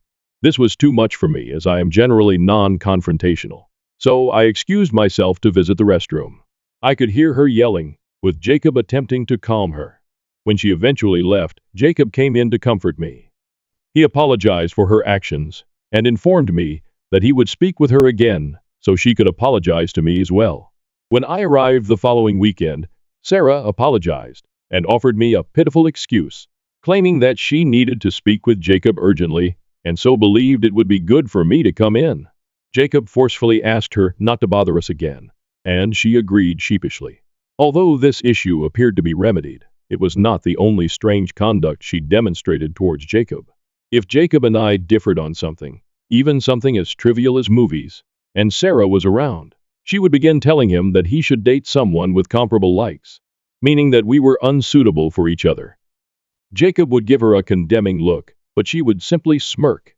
Another episode was Sarah asking me awkward questions about my background in an attempt to delve into my life. Jacob and I had been open about our past since the beginning, but I didn't feel comfortable addressing it with his sister. Regardless of my thoughts, she would ask me questions like, "Why did your ex break up with you? Were you not suitable for him?" Can make remarks like, "My brother's previous girlfriend was far more attractive than you." All of these queries and comments arose when she and I were alone. I began to suspect that she was trying to play a game with me, bringing me down. I initially kept my lips shut, but as the situation progressed, I had enough. One day, I responded to her taunting by stating, I liked my ex-boyfriend's family better than Jacob's because he didn't have nosy, overbearing family members. Sarah was taken aback by my reply, which temporarily silenced her. Even though Sarah had a strange relationship with my husband, my mother-in-law was no exception. When I first entered Jacob's life, my mother-in-law ignored me. But once she discovered we were serious, she began acting as if I was attempting to steal her son away. She would purposefully ignore me at dinners and family gatherings, as if I did not exist. Jacob saw this occasionally and tried to talk to her, but she never changed. My mother-in-law once referred to me as stuck-up and spoiled, just because my parents put me to a private school while she was a public school teacher. I also know she tried to talk Jacob out of marrying me, telling him he should look for a better spouse. Fortunately, my spouse did not care about her view, and proposed to me nonetheless. My mother-in-law and Sarah were shocked to learn that Jacob had proposed. Both contacted me, telling me that it was a horrible decision, and that, because Jacob wouldn't listen to them, I should quit the relationship and return the ring. I found this quite strange, and declined, stating that they were crossing a line by asking me to do something like that, when I loved Jacob and wanted to spend the rest of my life with him. When they realized they couldn't persuade me, my mother-in-law reluctantly changed her mind, telling me that I should strive to be the best wife for him and care for him, in the same manner she did for years. I was rather offended, but I tried not to take her remarks too seriously. Sarah, on the other hand, accused me of being a gold digger and claimed her brother deserved someone with higher status. She even threatened to expose me before our wedding so Jacob would not marry me.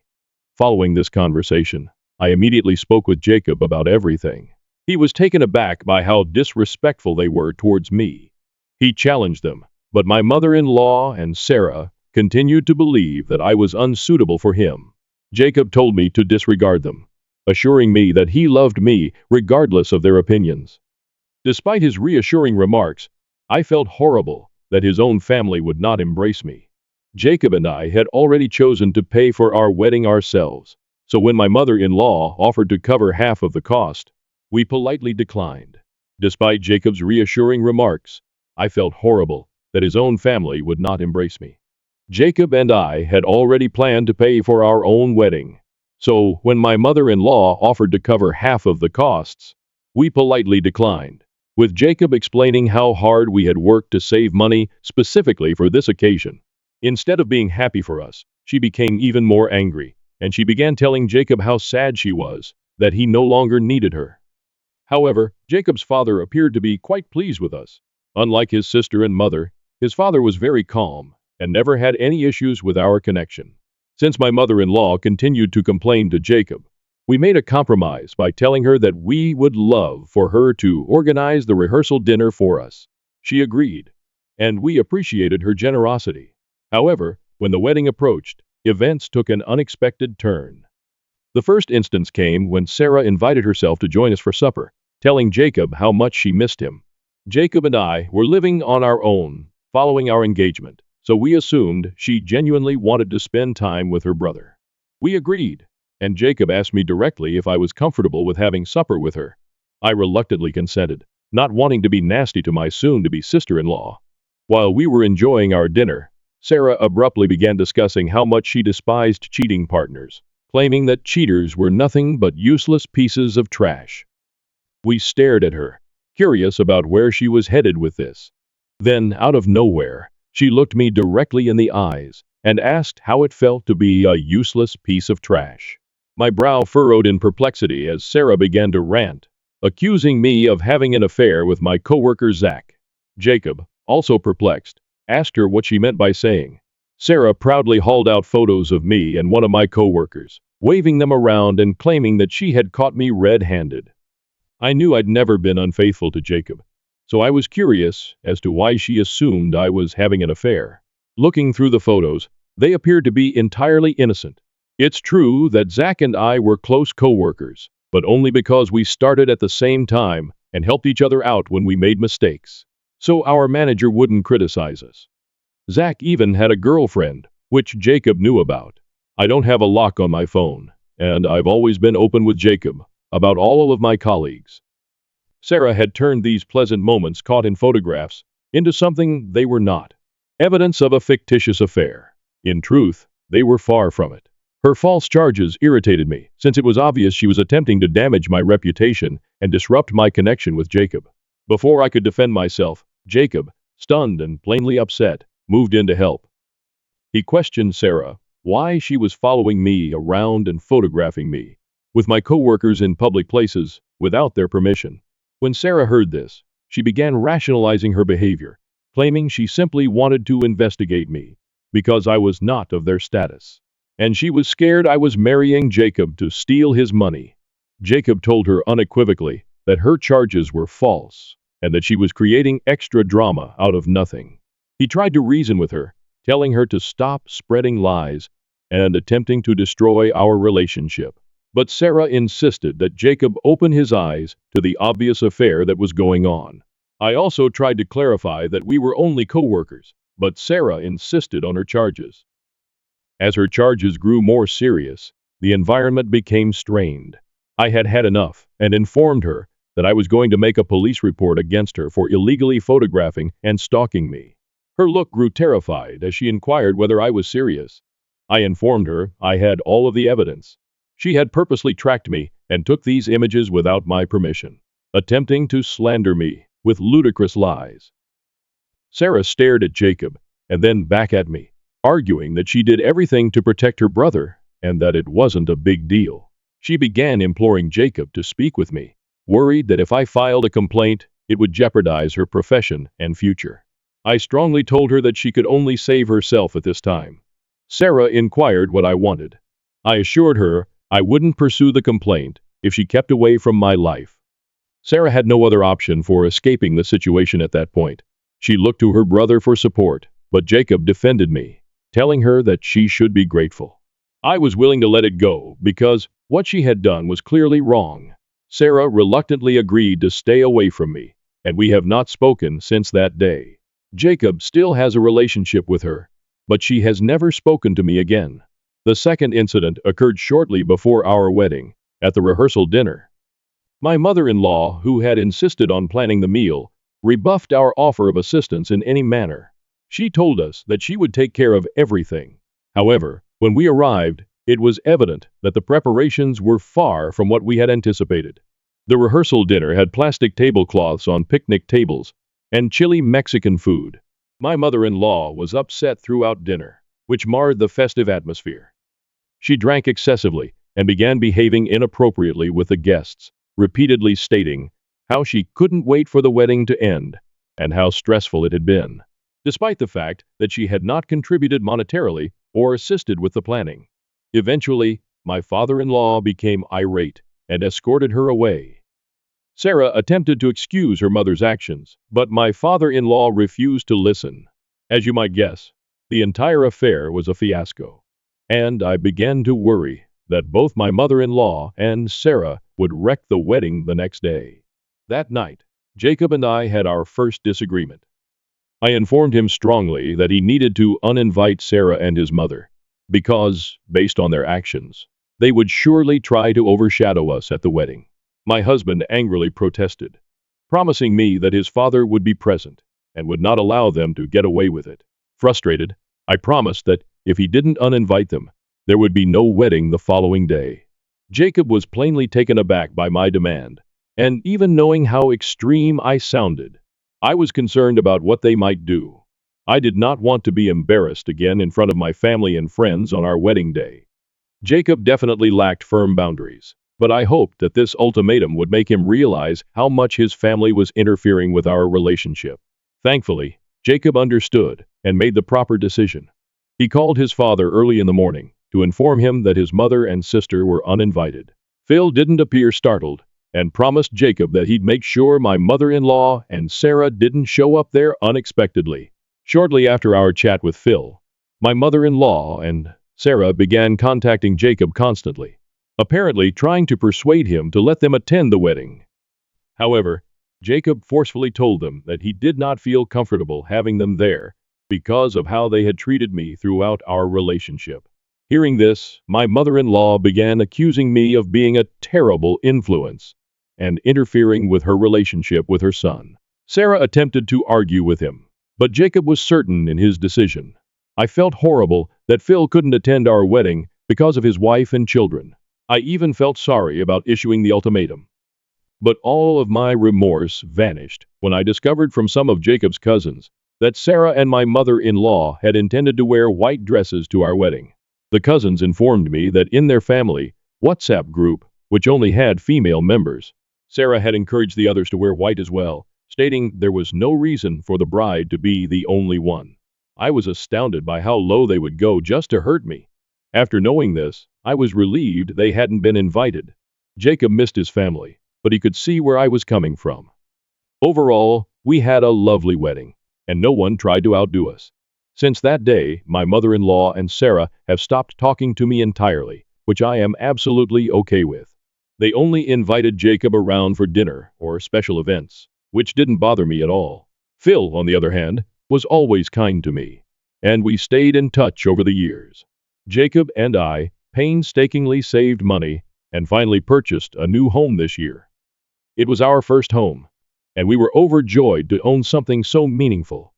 Jacob's parents and Sarah did come to visit for a modest housewarming celebration, but I went to see my parents and spent time with my family instead. Now to the major point. My mother-in-law contacted me unexpectedly last month. This was really surprising because Mom and I hadn't spoken since the day I married Jacob. Surprisingly, she casually inquired about my well-being and life circumstances. I was taken aback by her unexpected interest, but I responded pleasantly. Then she questioned how it felt to live in such a spacious house with only Jacob and myself. Her remarks stung since Jacob and I had been trying to conceive for a long time, but were unable to do so, owing to infertility concerns. Jacob and I had mourned the thought of never having children, but we gradually accepted it. When I first got the news, I informed Jacob that if he wanted to marry someone else and have children, he could divorce me. But Jacob had always stayed by me, assuring me that it was fine to be childless as long as we had each other. Our families were aware of this, so my mother-in-law's comment was very painful. She then told me Sarah was pregnant again. I was astonished because this would be her 6th child. Jacob had told me how her husband was unemployed and did not believe in using contraception, which resulted in these accidental pregnancies. Sarah's boyfriend was the embodiment of laziness, doing nothing around the house to aid her or the kids. I've heard from Jacob that he treats Sarah like a personal maid. He never pays any bills in the house. Sarah works many part-time jobs while he spends the entire day gaming. Regardless of how much everyone has talked to her, Sarah never breaks up with him. My mother-in-law then went on to add that because Sarah could no longer afford to work during her pregnancy, she thought Jacob and I should give up our apartment because it was too big for a childless couple like us. I was caught aback by her demand and struggled to find words. I inquired whether she was joking, but my mother-in-law responded that she was serious, that Sarah and her husband deserved to live in a larger house. However, because she did not have enough space in her own home to accommodate them, she invited them to come in with us. The weight of her news weighed in the air as I fought to keep my composure in the midst of the emotional storm. I emphasized to her that this was our house, which we were still paying for. And the idea of someone else moving in without our permission was intrusive and ludicrous. However, my mother-in-law said that she had already spoken with Jacob, who had allegedly consented to this. This was strange because Jacob and I were always open with each other, and I knew he would have told me if he had agreed to let his sister and her family stay with us. I firmly told my mother-in-law that because the house belonged to both me and Jacob, he couldn't grant permission without my agreement. No one was allowed to reside here unless both of us agreed. To reach a solution, I told her that I would be pleased to accommodate Sarah and her husband for a few days if they wished, but that they could not stay permanently. My mother-in-law, on the other hand, began yelling, arguing that as a responsible daughter-in-law, I was required to make room for Sarah and her husband. She also assured me that if I complied with her demands, all previous troubles would be forgiven. In rage, I cynically said, "Sure, I'll be pleased to let them take our place, but you see, we're still paying for it. And I'm confident that if Sarah and her husband move in, they will not assist with the mortgage or bills. So how about you? Take some responsibility and contribute to their living expenses. I'd be grateful if you could just cover the mortgage, and we'll manage the rest. Of course, with only one job, you'll definitely need a second one to cover the home payments. Please let me know when you intend to get that second job." Hearing this, my mother-in-law exploded in wrath, shouting and voicing her dissatisfaction. She said it was crazy of me to want her to pay the mortgage, and I responded that it was equally ridiculous for her to expect us to care for Sarah's family and allow them to move in. This infuriated her even more, and she continued to yell, while I smiled with satisfaction. She eventually disconnected the call when she saw I wouldn't give in to her demands. Soon after, Sarah called and yelled at me for daring to ask her mother to pay our mortgage. She went on to add that she had always known I was a gold digger. I informed her that she was the gold digger, attempting to live with us without contributing. I added that if she wanted to know who the true gold digger was, she could look at her own partner, who did nothing to assist her. This appeared to silence her. I firmly told Sarah that she could argue with me all she wanted, but I would never let her family into our home unless they agreed to help with the mortgage. She accused me of being cruel and putting money before family. The tables had turned, and I was relieved at the thought of sticking up for myself and refusing to back down, taking control of my home. However, I feel a little awful thinking about my ex-husband, and I'm here on Reddit wondering if what I've done makes me the villain. Update 1. Thank you to everyone who has expressed their support. To answer the most crucial question that everyone keeps asking, why would my mother-in-law demand such a stupid thing of us? It's because she has always been so entitled. Clearly, my husband has tolerated this charade for far too long, and he and I need to sit down and have a serious discussion about it. It's heartbreaking how my mother-in-law can lie about her own kid in order to get her way. My sister-in-law is a pawn in her game, doing whatever her mother-in-law wishes, because my mother-in-law has always favored my husband. Sarah simply listens to what her mother says, in the hopes of garnering favor as well.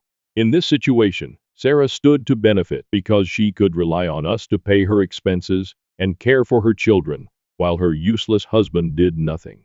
I'm waiting for my spouse to return from his business trip so we can discuss. I do not want to discuss this over the phone since it is too important. Update 2. It's been 3 days since I last updated. As I indicated earlier, I was waiting for my husband to return. When he returned, we finally sat down and talked. I told him how his mother had called and demanded that we give up our house to his sister and her family. Jacob was definitely taken aback, so I gave him the whole story. He subsequently said that he had no idea about any of it. Prior to his journey, his mother had only told him that his sister was pregnant.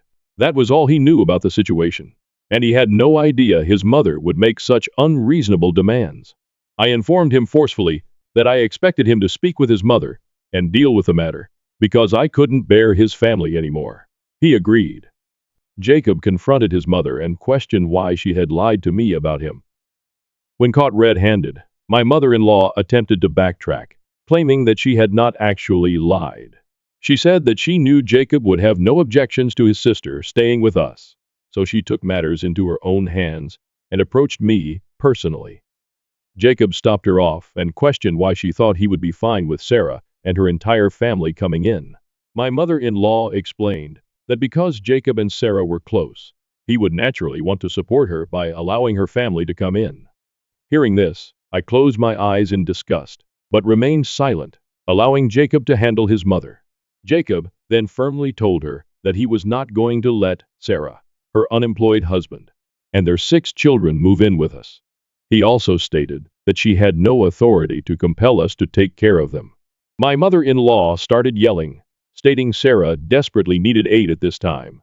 But Jacob informed her it was not our job, and if she wanted to help, she could care for Sarah herself. My mother-in-law then said that Phil didn't want them in their small house, although we lived in a larger house and could easily help out. She even had the audacity to suggest that since I was childless, assisting Sarah's children would make me feel fulfilled. My eyes widened with surprise, but for the first time, I noticed Jacob's face shift color. He raged at her, stating she had no right to say such rude things about me, and couldn't use it to compel me to care for Sarah's children. Jacob went on to say that Phil didn't want anything to do with Sarah, since she had turned into a child birthing machine, and that he was over both of them. My mother-in-law tried to backtrack again, but Jacob would not have it. He informed her that he had done his best to keep a positive connection with them, even after they had repeatedly disrespected me. But he couldn't take it any longer. My mother-in-law begged him, but Jacob assured her that this was our home and I was his wife. Anyone that offended me disrespected him as well, and they did not deserve to be in his life. Jacob ended the call with those final words. Since then, he has not spoken with Sarah or his mother. Phil summoned Jacob to speak, and after hearing the entire story, he understood why Jacob had made such a severe move. Phil apologized to me on behalf of his wife, but I informed him that it was not his responsibility. Update 3. It has been an interesting 2 weeks. A lot of people suggested that I install cameras around our house in case my mother-in-law and Sarah wanted to show up and cause a commotion. So I purchased several cameras online and installed them. As luck would have it, they showed up last weekend, banging on my door while I was alone at home. When I saw them through the camera, I quickly called Jacob, who told me he was on his way. I answered the door, and there they were. My mother-in-law and Sarah, both furious. They requested that I let them in, but I refused, and told them that if they had anything to say, they could do so from the outside. My mother-in-law began ranting at me, accusing me of being callous, greedy, and selfish. I politely informed her that this was our home, and they had no right to enter uninvited. She continued her tirade, unknowing that the cameras were recording every moment. I reminded her of our prior chat, emphasizing that I would not give up our house for Sarah and her family, and that if she had anything else to say, she could wait for Jacob's return. Sarah then began yelling, accusing me of breaking up the family for no reason, being a gold digger and attempting to take her brother away from them. I informed them that everything they said was being recorded, and that I would use the footage to obtain a restraining order if necessary. Their eyes widened in surprise, as my mother-in-law exclaimed that I wouldn't dare to do that. I smirked and informed her that if they did not leave the property immediately, they would receive a legal notice very soon. This worried them, and Sarah tried to convince me that I was overreacting, saying that it wasn't a big problem. Fortunately, Jacob came at that exact moment. He approached them casually, asking what they were doing. My mother-in-law raced to hug him, but he resisted and forcefully demanded why they had come. Sarah stated that I was attempting to control his life by separating him from them, and that they had come to face me. Jacob reiterated that it was his decision to avoid touch, and he did not want anything to do with either of them. My mother-in-law begged for forgiveness, but Jacob merely told them to leave the property or he would call the cops. They were visibly taken aback, apparently not anticipating this reaction from him. Jacob went on to say that if they ever came up at our house again, we would contact the police and have them removed forcibly. They fled, devastated, but Jacob no longer cared. I was relieved that my spouse had finally spoken up for me. Jacob has now spoken with Phil, who was as surprised as we were that my mother-in-law and Sarah had gone behind his back to show up unexpectedly. Phil informed us that we were correct not to let them in and expressed disgust with their behavior. With Jacob being so stern about kicking them out, I doubt they'll dare to return to our property. If they do, I will contact a lawyer right away. I am relieved that my husband has finally learned how toxic his family is, and I hope this is my final update. I'm ready to move on from this circumstance and continue our lives peacefully. Boss reprimanded me for not answering an email in 4 minutes. Now I'm wondering if I should quit due to her unreasonable demands. I've been at my new job for just over a month and have very grave doubts about whether it's going to work out. I'm finding it impossible to make my supervisor, Martha, happy. Her criticism is frequent, harsh, and in my opinion, often very unreasonable. The incident that has me writing to you happened today, when she reprimanded me in writing for failing to answer an email in 4 minutes. To set the scene, earlier this week, Martha and my other boss, I support 2 teams, but it's an uneven split. Unfortunately, my primary boss is the awful one. Had a meeting with me in which Martha told me all the things I was doing wrong and what needed to change. I'm trying to understand where she's coming from, but I'm just not used to a work situation like this. She proudly describes herself as a micromanager. She doesn't appear to know the word has a negative connotation and is looking for constant immediate responsiveness, over communication, her words, and accountability. I understand she's the boss and it's her call, but it's a hard adjustment. I'm not used to being watched so closely. Every job I've had, the boss has been concerned with results, not with knowing exactly where I am every minute, hearing back from me instantly, etc. All week, I've worked so hard to keep her happy and show her that I took the conversation to heart. Then today, I received an email in which Martha was CC'd from a senior partner asking for contact info for one of our clients. I saw the email come in while I was working on a project for the other boss. I made the apparently grave error of not stopping instantly, but instead finished up the line in the Excel sheet I was working on, then opened the email and began gathering the requested info.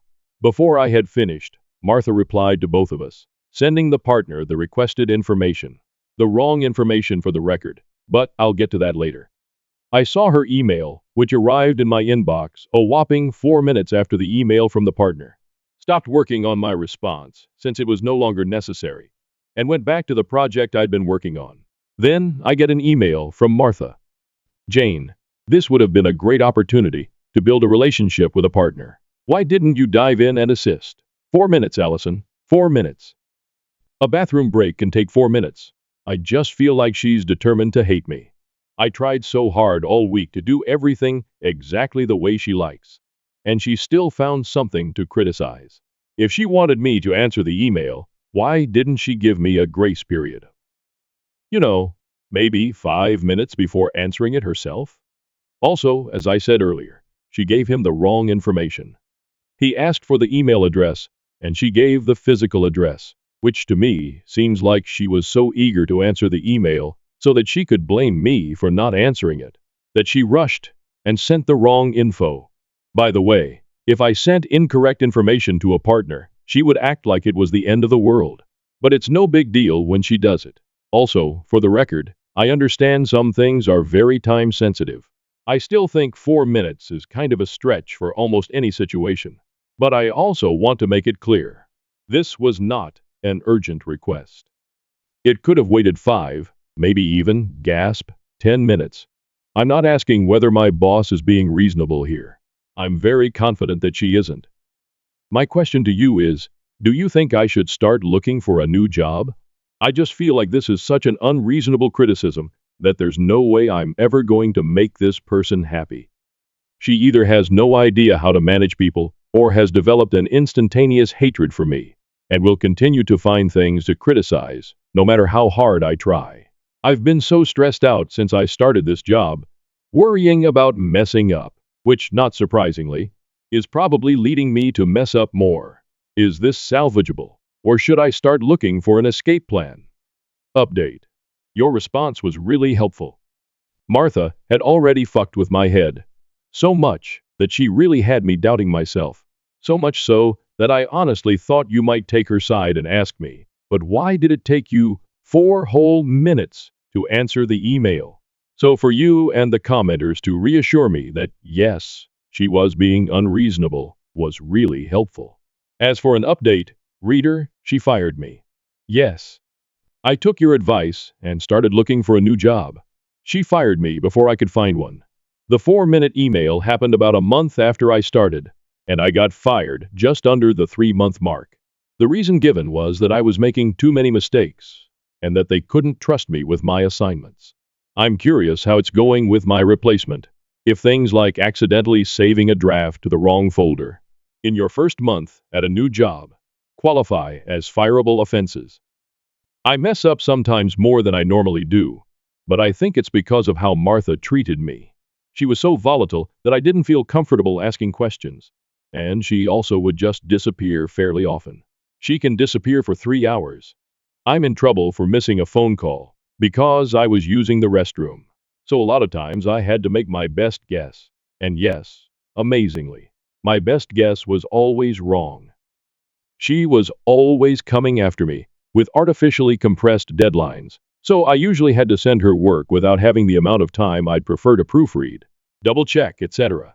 Sometimes I thought she was moving the goalposts. Often she would say, "I told you to do X, not Y," and I'd think, though I'd never say it out loud lest I face her wrath, "I don't think you did actually." And sometimes it was 100% clear that she was just inventing reasons to berate me. See, for example, 4-minute email. When I got the email that I wrote to you about, I knew deep down that she was just never going to let up. Clearly, she would find something to criticize whether I did something wrong or not, and in the end, probably fire me or bully me until I quit. That played out many times in the weeks before my firing. If I made a minor mistake, she lost her mind. If I didn't make a mistake, she would invent one. For example, she would email me to say things like, "The meeting has been over for 30 minutes. By this point, you should have emailed me to ask what our next steps are." Maybe, but see above hesitancy to initiate contact with a volatile boss who finds fault with everything I say or do. I absolutely couldn't win, and it was just a horrible, stressful, demoralizing experience. The good news is that I did find another job that I'm much happier with, though the first few weeks were very tough, as I tried to put the experience with Martha behind me. I was afraid to ask questions, thought I was about to be fired every time I made a mistake, etc. But as time went by, and it became clear to me that I was now working with reasonable people, it got much better. While I didn't get out in time, I'm grateful for you and the commenters because, as I said, it helped me to keep some perspective in the face of a person doing her best to destroy my faith and my basic competency. I really wish this hadn't happened to me. And while I'm happy in my new job, and it's a bump in both title and salary, I actually now have Martha's job title. Seriously, suck it, Martha. I would never say it happened for a reason, or that I'm grateful for it in any way. The fact that someone could bully me like this, be 100% in the wrong, fire me, and get away with all of it, is really hard to accept. But all I can do is look forward. Husband wet the bed, threw a tantrum, and is now refusing to speak to me after I told our daughter the truth. I'm feeling confused and isolated. This morning, I, 28F, woke up because the sheets I was sleeping on were damp. I believed our 6-year-old daughter had been in an accident, but to my amazement, it was not her. My husband had wet the bed. After showering, I woke him up and informed him what had happened. He initially denied it, but eventually acknowledged he had peed the bed. He sprang out of bed, horrified, and began ripping off the blankets.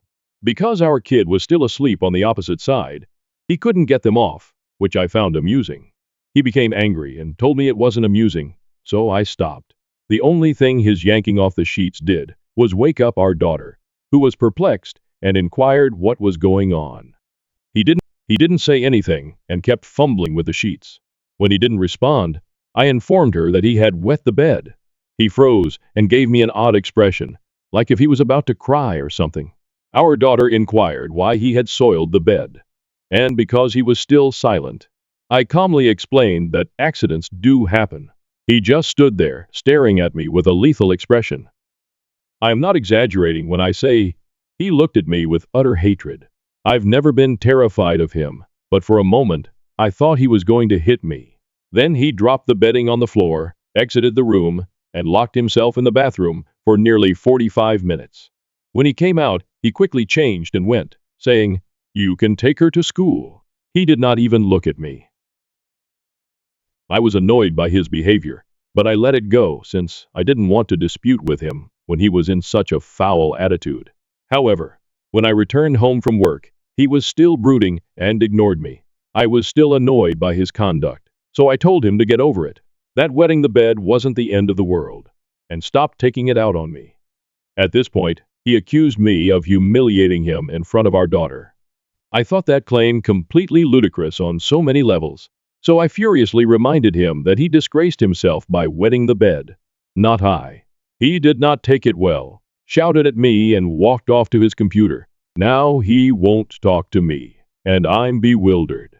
I believe he was the one who acted inappropriately and immaturely, and I do not believe I did anything wrong. Maybe my last comment was harsh, but I believe he deserved it. Still, I'm wondering if I was too mean. Edit 1. I simply wanted to clarify that I did not advise our daughter to be mean or disgrace my husband. I informed her since I didn't know what else to say, and it was very evident what had occurred. I felt it was best to be honest. I didn't say it in a humiliating way, but rather casually and without making a huge issue about it. I didn't expect my hubby to feel this horrible about it. Edit 2. For whatever reason, someone shared a link to a claim about my husband having cancer, which is false. Neither my husband nor I have cancer. Update 1. I reviewed my original post and realized that I needed to elaborate before providing an update. I felt empathy and cared for my hubby. I spoke gently to him after waking him up. However, his reaction caught me off guard, and it couldn't have taken more than a minute for him to hop out of bed and lock himself in the bathroom. After that, I thought it was best to leave him alone. I realize I was wrong for informing our child, but I didn't do it to be mean or embarrass him. It was a stupid and terrible decision, and I regret it. Furthermore, it is difficult to show someone you care while they are being neglected. I contacted him after he left to see if he was okay, but he left it as read. I inquired again when I came home, but there was still no response. I asked if we could discuss it. Again, no reaction. I asked if he could explain why he was so angry with me, but he didn't say anything. I gave up and went to prepare dinner. After supper, I implored him to quit ignoring me. No response. When I inquired if he wanted me to leave, he said, "You can stay. I don't care." So I asked him again whether he'd stop ignoring me if I stayed. And when he answered no, I was done. While I don't think it's fair to ignore someone like that, I know I handled it horribly, and I feel terrible for being so nasty to him. Anyway, I texted him early this morning to apologize and to see if he was available to talk after work. Around midday, he texted me okay. We met at home, and he was obviously cool and spoke little. I apologized for everything, for laughing, for informing our child, for asking him to get over it, and for the most shameful part, telling him he disgraced himself. He remained silent the entire time, and after I finished, he just questioned why I had told our child. I explained, and then we sat in silence for what seemed like eternity. Then, unexpectedly, he said, "I scared you, right?" I told him that short, and he did. He claimed he could feel it. I inquired what caused him to react so aggressively, but he didn't know. He simply said he panicked when he realized he had soiled the bed, and it grew worse when I told our child. He stated he was furious with me for it. I apologize again for making him feel this way, and he apologized for scaring me. I'm not going to go over everything we said after that. It was a long conversation. To summarize, neither of us is pleased with how we behaved, and we both apologized for it.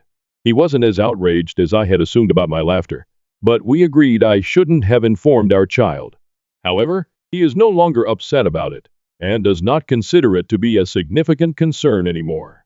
We both agreed that he shouldn't have neglected me in that manner, and I handled it horribly and harshly. We have accepted each other's apologies, but I still feel guilty about being so rude to him. Update 2. To begin with, because there were questions regarding why my husband peed the bed while sober, I attempted to persuade him to see a doctor after so many of you suggested it. But he flatly refused, stating it was meaningless because they would do nothing regardless. He's wet the bed once before, and both times he was weary and stressed out. So that could have been the cause. I'm not sure. This is becoming long. So if you simply want to read about my spouse divorcing me, you can stop right now. My second post was composed shortly after I had apologized. Based on the initial replies to my first post, I assumed that I must be a bad person and felt sorry for him. But to be honest, I never thought my original actions were particularly awful, and I still don't. That is not to say that I did not deserve some of the hate I received. I certainly did, but some of it was simply filthy. And some of the things I was reviled for never occurred, save in the minds of commenters. I felt terrible since the effect of my actions was so dreadful, despite the fact that I had no intention of hurting him. So the apology was genuine, and by the time of the second post, I was relieved we were on speaking terms and hoped we could put this behind us. It turned out that I couldn't. Shortly after, I realized I was still concerned by his actions. I also began to receive more remarks from people who noticed problems with his behavior, which I appreciate because it confirmed to me that it was most likely serious. What I purposefully left out of my first post in order to get unbiased feedback was the fact that my hubby can be unstable at times. He can be immature and sensitive, struggles to regulate his emotions, particularly rage, and is sometimes difficult to understand. It's probably due to mental health concerns, which isn't fair to him, and I feel terrible about it. But sometimes, I just find him annoying and exhausting. I guess I was called out for it in my first post. He'd been in contact with a mental health team for years, but if they hadn't prescribed his prescriptions, he would have stopped seeing them long ago.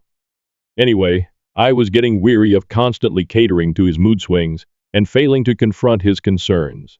So his exaggerated and, in my mind, threatening reaction to our child peeing the bed and me notifying him felt like too much, even though I knew he was hurt.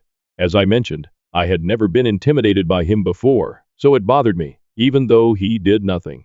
I tried to talk to him about what happened again, particularly why he became so angry that I felt intimidated.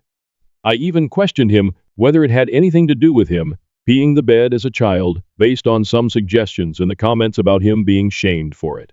He simply stated that it did not, and was evident that he did not want to discuss any of it, so I did not press. He's tough to talk to about feelings or relationship concerns, which may be really irritating for me. To be honest, I had some reservations about staying in this marriage, but they were not severe at the moment. Then, around a week before Christmas, he made an unexpected suicide attempt, which was unfortunately not his first. I didn't see it coming, and I still feel terrible about it. Probably always will. His recall of the preceding hours is hazy, but he insists that he did not mean to harm himself when he left our house that night. But I should have known. It was bad, and we didn't know if he'd make it or in what condition. Fortunately, he lived, but with no long-term consequences. The aftermath was terrible, and when he returned home, he was really ill, lethargic, for weeks. The quick answer to why he did it is that he obviously had an excessive amount of anxiety that he wanted to escape, along with his occasional complete lack of impulse control.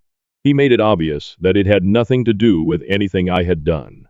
I had no idea how horrible he was feeling, because he did not inform me or anyone else. It's very difficult to help him when he won't tell us how he feels. It terrified me, and it scared him as well, to the point where he knew he needed more support. He's taken it more seriously than he ever has before. When he was offered therapy, he accepted. Now that the wait time is ludicrous, he will begin in October. In the interim, he has been visiting a nurse and a psychiatrist. By April, he was back to normal, and he returned to work in early May.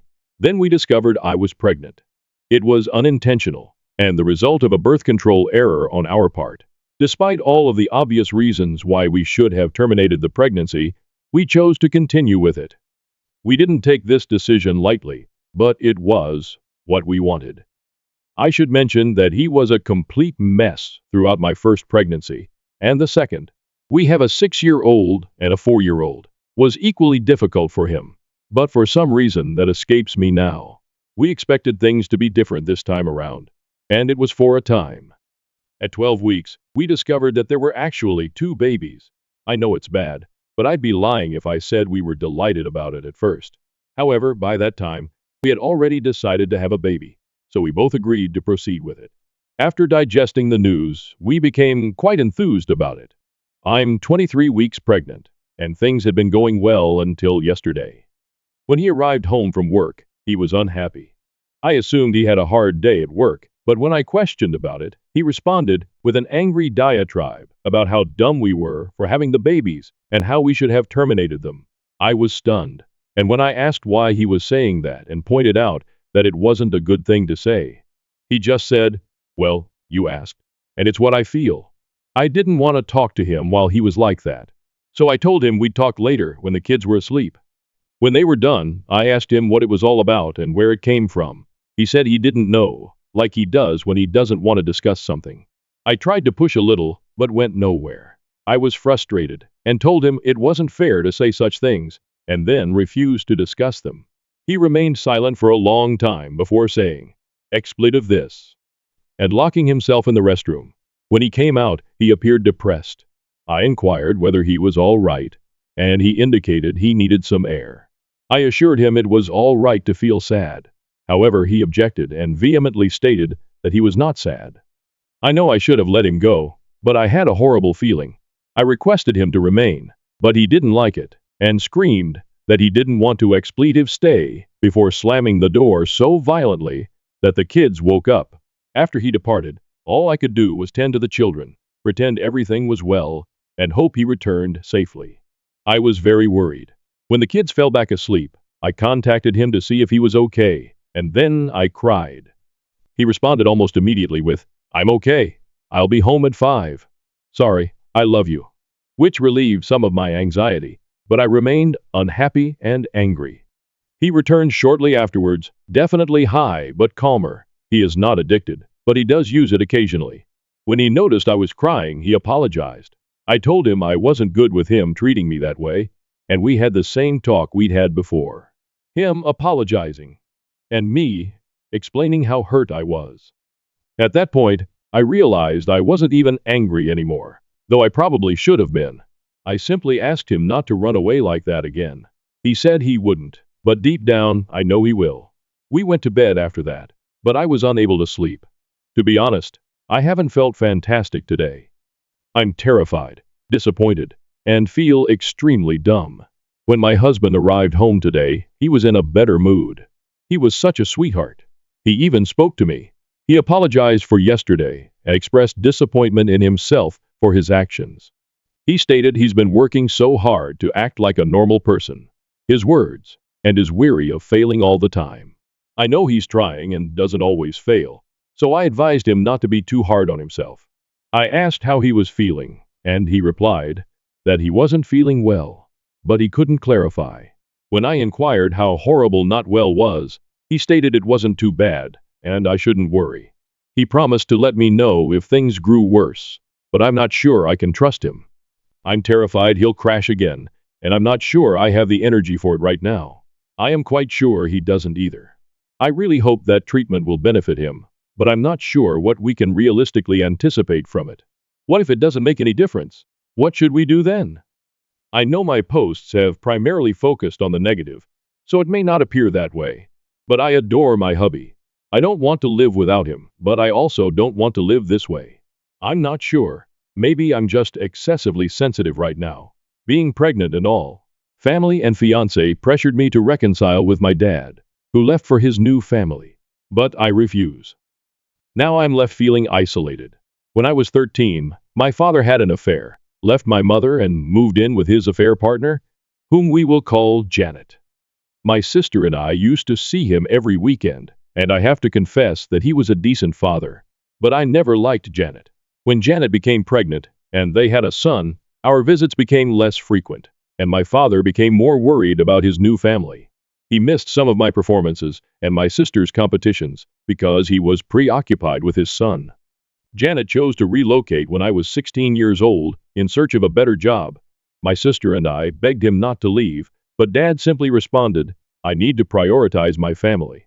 He moved 10 hours away, which effectively destroyed our relationship.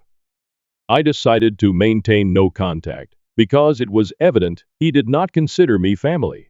My younger sister remained in contact with him.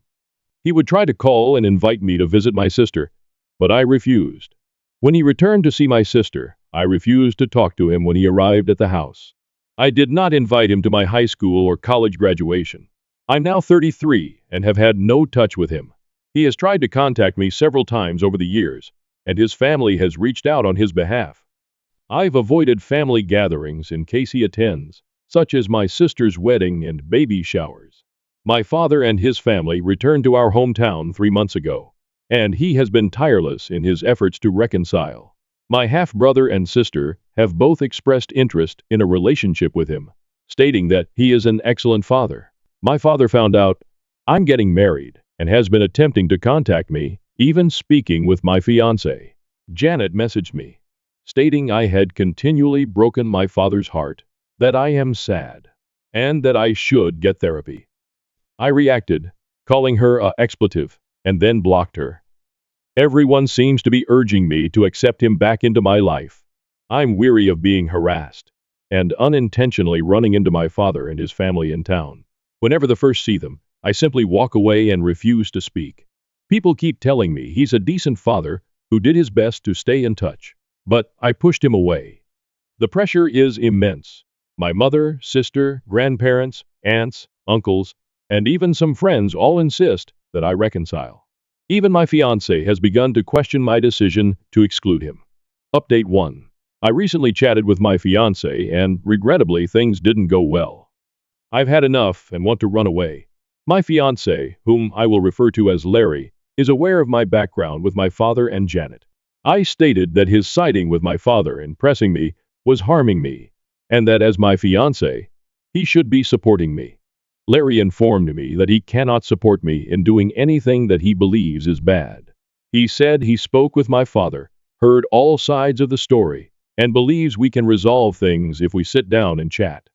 I told Larry I didn't want to communicate with my father and asked why he was talking to him.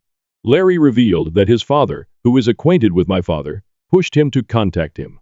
He then informed me that my father adores me and has always wanted to be a part of my life. He even has images of me, which I believe he obtained from family because my social media is private. Larry stated that my father is heartbroken over our estrangement and that I was unfair in asking him to move away when I was young. He also claimed that I started off on the wrong foot with Janet and that I was not to blame for the relationship's failure. Finally, he informed me that everyone can see the truth except me and that I should look in the mirror since I am the problem. Needless to say, I burst out crying and asked him why he was doing this to me and not supporting me. Larry claims to love me, but he won't stand by and let me be a cruel expletive. After he said this, I stood up, told him that he shouldn't marry a cruel expletive, and left. I am currently sitting in my car, and my phone is blowing up with Larry attempting to call me, but I do not want to speak with him. I feel as if I'm losing everything and everyone, and I have no idea what's happening. Update 2. I know many of you are encouraging me to break off all contact with my family and leave town, but it is not an option for me financially. I wouldn't be able to start my business somewhere because I've invested all of my money in it and have only recently generated a consistent revenue. Relocating is not viable. I adore my friends and family and don't want to cut them off. I grew up in this town, and I'm not ready to leave. I did not intend to write another report so quickly, but a lot has transpired today. First, I agreed to meet with my father to discuss and persuade him to back off and leave me alone. I requested my mother to arrange it for him and no one else. I wasn't sure he'd agree, but within 15 minutes of her calling, he was at the door. I requested my mother to stay and mediate. To paraphrase the talk, my father is in therapy and invites me to join him for family sessions. He wants me to spend one-on-one time with him. to stop being harsh and mean to his children, and to believe in them. He also demanded that I stop trash-talking Janet and invite him and his family to my wedding, including asking him to walk me down the aisle. I, on the other hand, want him to quit talking to my friends and asking others to speak for him. I want him to keep Janet away from me totally, and I agreed to be courteous at events and around town, as long as he does not try to hug or chat to me. My mother reminded him that he was being unrealistic about some of his desires, particularly those involving Janet and his other children. For the time being, we've agreed that I'll attend 3 therapy sessions with him as he schedules them. My mother also believes I require individual therapy. He will cease interfering with my life and relationships, keep Janet away from me, and ask his children to give me room. I will be courteous with him in public, as long as he respects my personal space and does not approach or press me. I still haven't spoken to my fiancé. He arrived at my mother's house, but she refused to let him inside. He keeps blowing up my phone, as do his family and friends, and telling me to listen to him. During my meeting with my father, I discovered that he had paid for the majority of the vendors and services for my impending wedding, and they have been on speaking terms for far longer than I had anticipated. Larry had told me that his family paid for these items, and I believed him. I feel betrayed by him, and I no longer trust him. I know I'll have to talk to him someday, but I don't feel ready yet. Update 3. First and foremost, the contract with my father is off the table. He couldn't even go a week without crossing my limits.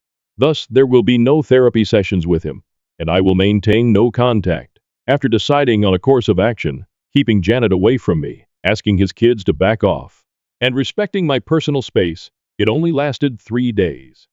Everyone looked pleased that I had forgiven my father and told me so. My sister was thrilled that I was willing to give him a chance, and under duress, I agreed to have dinner with just her and my father.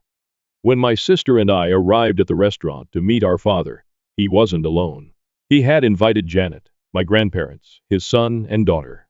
He stood up and attempted to hug me. I immediately grew agitated, wondering why they were there. My father informed me that if we wanted to mend our relationship, I needed to embrace Janet and my younger siblings. I tried to leave after telling him that he had broken our agreement and that he should never contact me again. He wouldn't let me go and took hold of me. When I say all hell broke loose, I really mean it.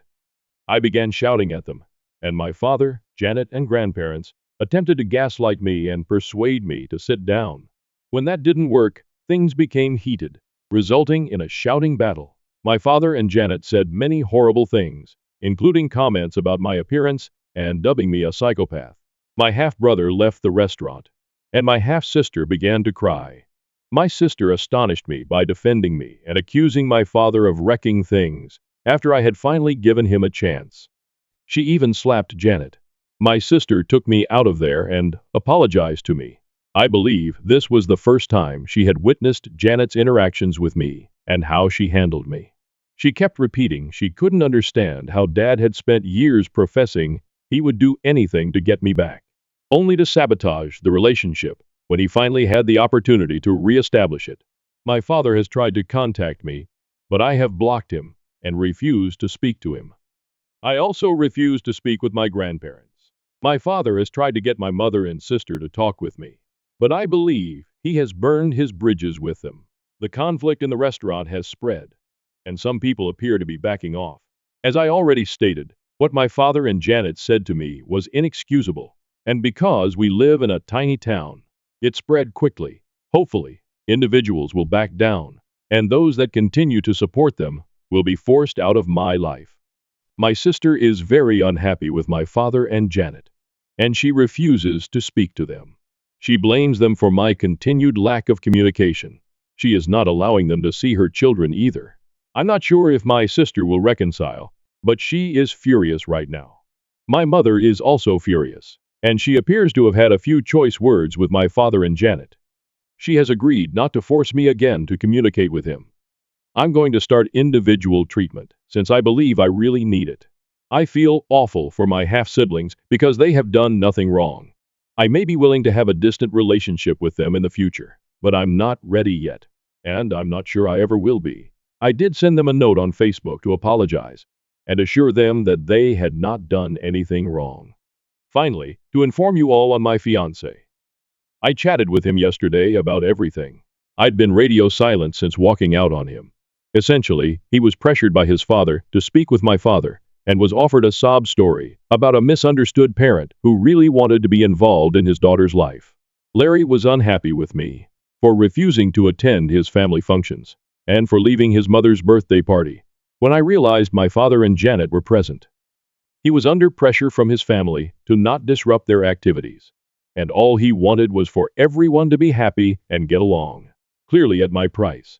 Larry said that my father had paid for some of the wedding suppliers, but he didn't realize it until after the event was over. His father had informed Larry that he and his mother had paid for everything. My father had informed Larry that it was his way of giving. Larry also revealed that my father had instructed him to speak to me on his behalf. I informed Larry that he had abused my confidence, and I couldn't imagine marrying someone who didn't support me. He came down in tears and apologized to me, promising never to do it again. Larry was upset and asked for another opportunity. To all of you who expected me to end our relationship, I apologize for disappointing you, but we will try to work things out. Aside from this incident, he has been the ideal partner, and I sincerely believe he was duped by his family and my father. Larry has sworn to stand up to his family and have no contact with my father. I'm still living with my mother because I need space, which I won't have if I move back home. We will contact our wedding vendors next week to discuss our alternatives. Larry begs for a postponement rather than canceling the wedding completely. We may still break up because actions speak louder than words, and I want to see if he can rebuild what we had and demonstrate that I can trust and rely on him. My father has been attempting to reach me, but I've blocked him. Larry has sworn to stand up to his family and have no contact with my father. There's no point in changing my phone number because I've done it before, and my father always gets to acquire it again. Larry is open to the possibility of ending their relationship. I'm giving him an opportunity to show me that he means what he says. I always felt I had a good relationship with Larry's family, but I was definitely mistaken. I'm not asking him to have no contact with them. That is up to him, but I will absolutely separate myself from them. Any additional occurrences will result in no contact.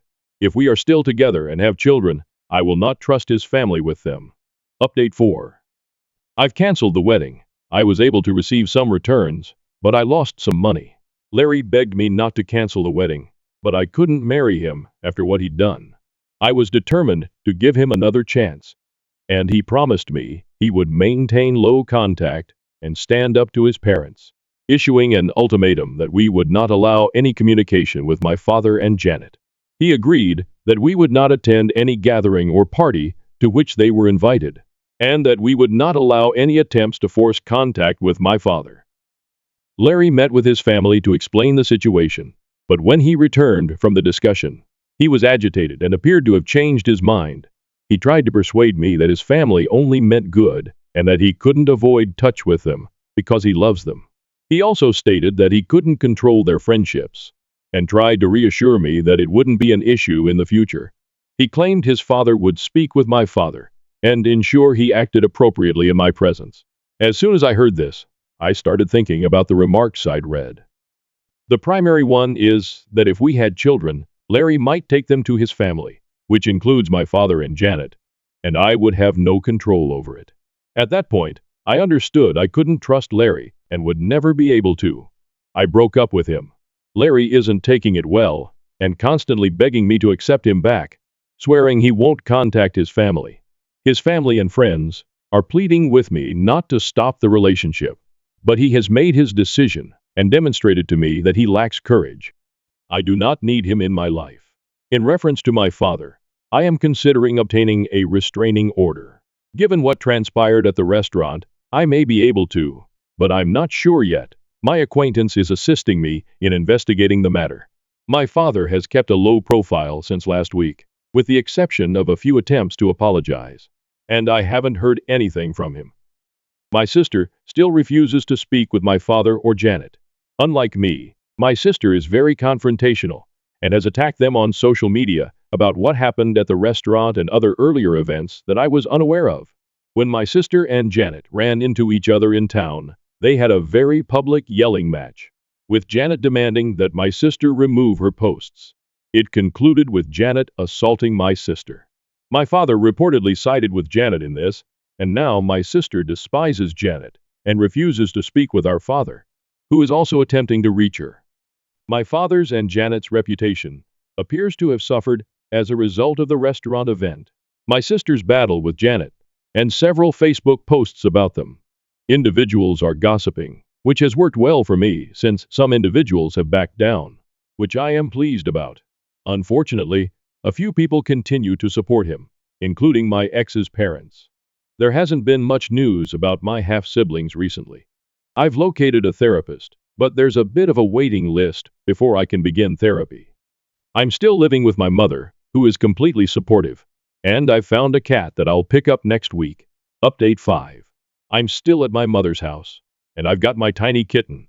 I named her Sasha, and she is the loveliest thing, yet quite lively. I'll try to take pictures for people who request them, but she won't stay still long enough for a decent shot. I already love her, and my mother continues to be my rock. I'm still waiting for treatment, but I'm finding Reddit beneficial and therapeutic, and the majority of the people here have been quite kind and helped me see things more clearly. So many thanks to everyone. As for my ex, now that we've split up, I feel lighter and more free.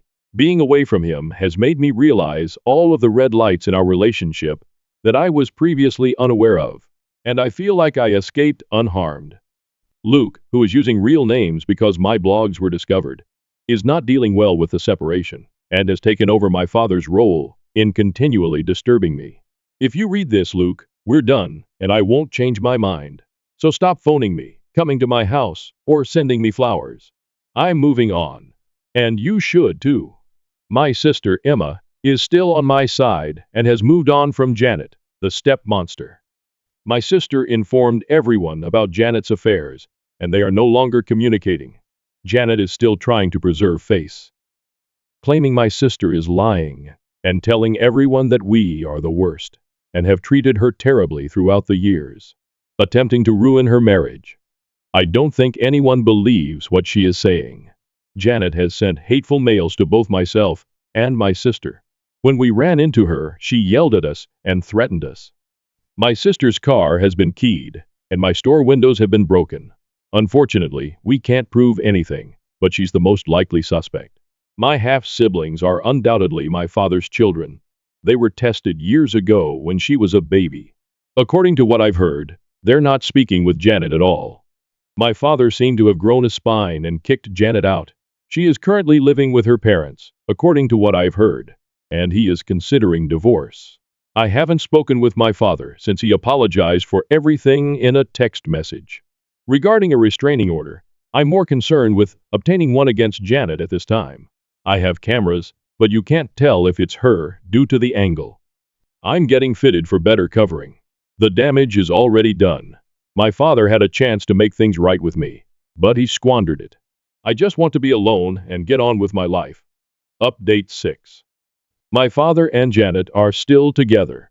They split up for a period, but are now back together and maintaining a united face, despite the fact that she is a cheater.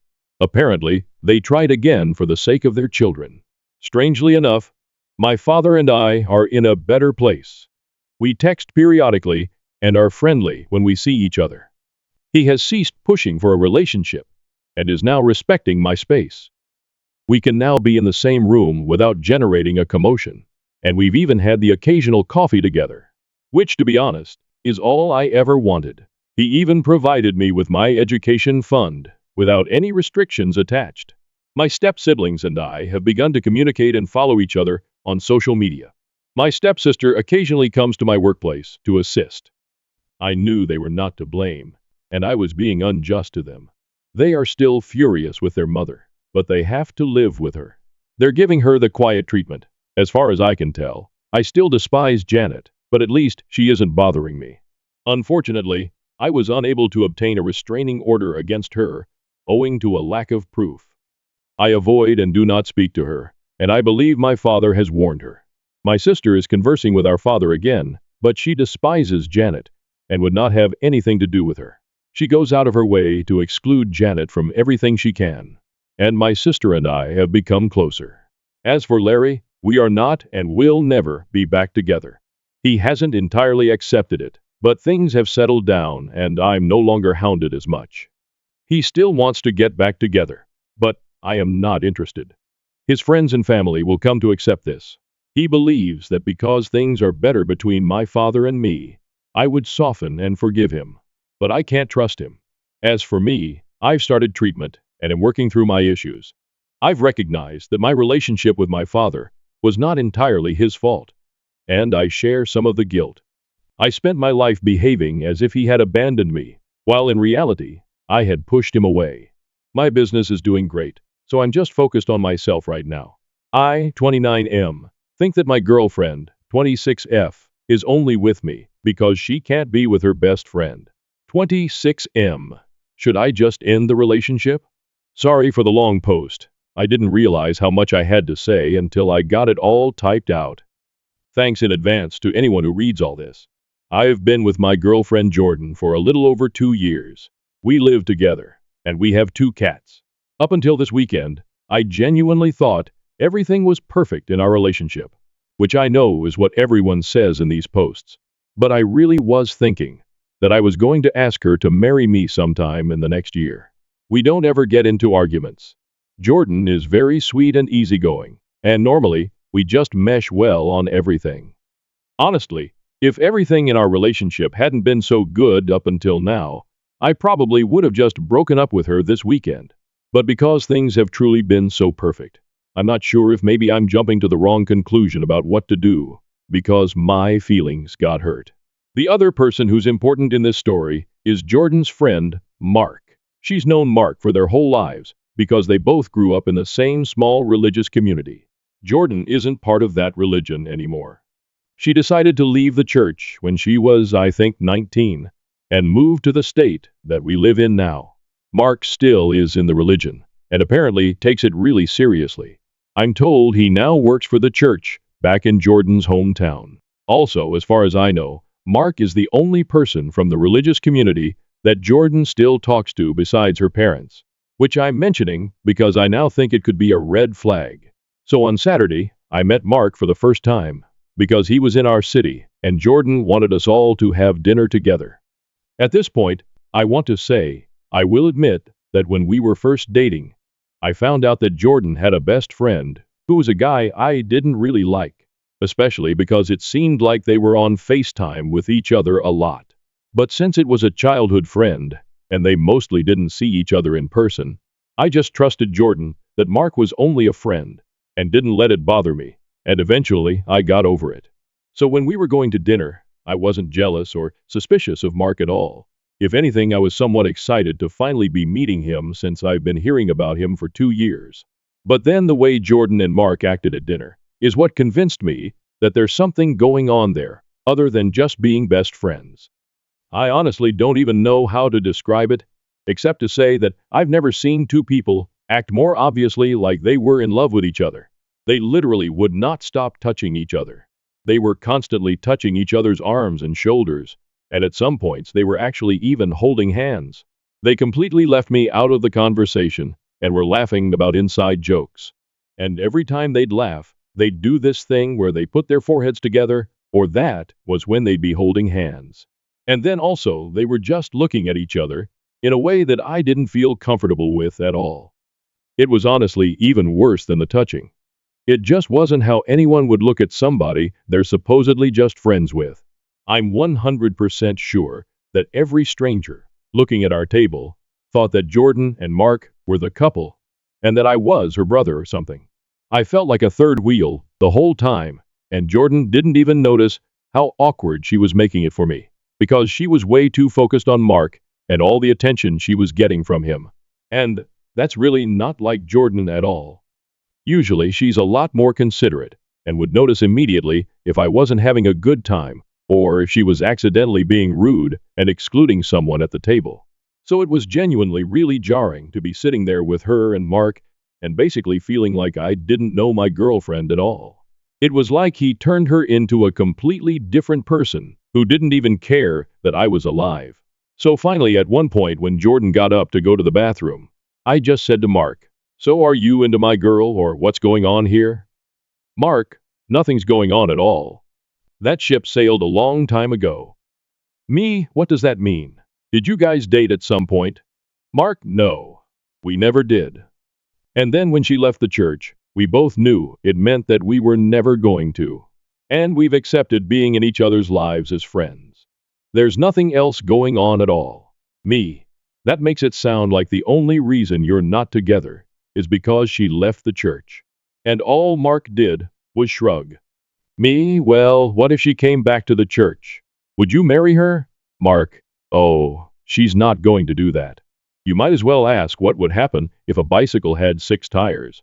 And so then, when Jordan came back to the table, Mark said to her, "Oh, P wants to know if we'd be married if you weren't a godless heathen." Jordan, why did you two call your mom while I was gone? And then she and Mark both just laughed about it and changed the subject. So because of dinner, and that conversation and everything else that I've written about in this post, I really feel like Jordan and Mark are in love with each other and not just best friends like they say. And the only reason they aren't together is because they can't compromise about their religion. I think Jordan thinks that because she's okay with that decision, she expects me to be okay with being her second choice, and in the meantime, she's actually, secretly, wanting to be with Mark.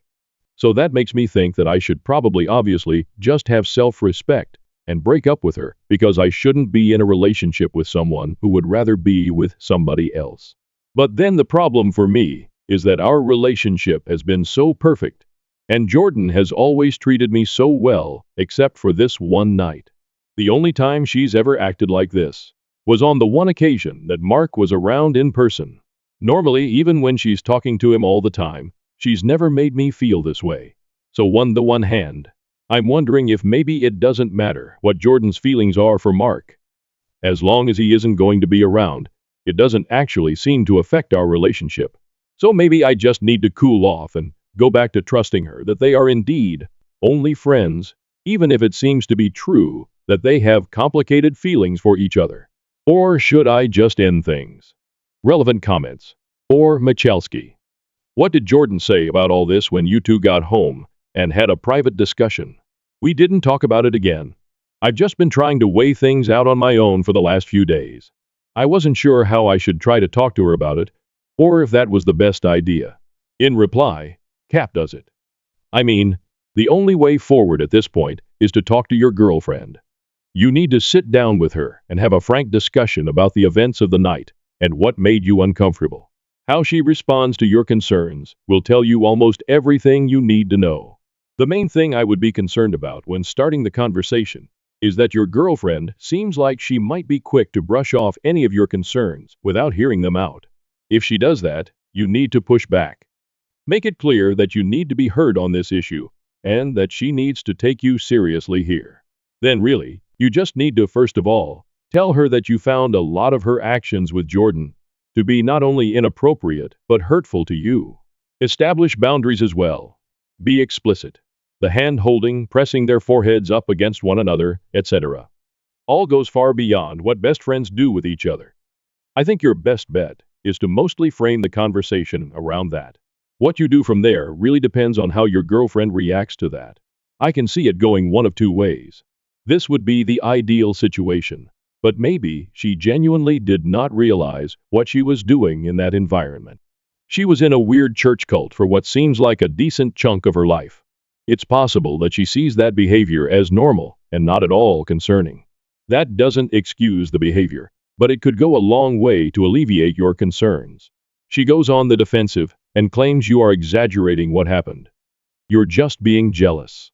That's just how their relationship is. I'd say that if she immediately responds with being defensive, then that tells you more or less all you need to know. Either way, though, you need to talk to her and she needs to understand that her actions were inappropriate. It might be tempting to sweep it under the rug if she tries to laugh it off. After all, how often are you really going to be interacting with this Mark asterisk person anyway? But if you're really considering a long-term thing with this girl, you need to think in the long term. Say you do get married to this girl, you really want to fully commit yourself to someone who you believe would drop you for someone else in a heartbeat. Thanks for this comment. This gives me a lot of good stuff to think about. A couple of people have mentioned that her behavior around Mark might have a different context than I thought because of how they grew up. Not that that means I should let it go and not tell her that it bothered me, but that maybe she didn't realize that it doesn't seem normal, and maybe it's not as much as a sign of something as I thought. So I might start by just bringing up to her. I think that could be a good idea. There are comments on how inappropriate GF's behavior was. Ali_Cat 222.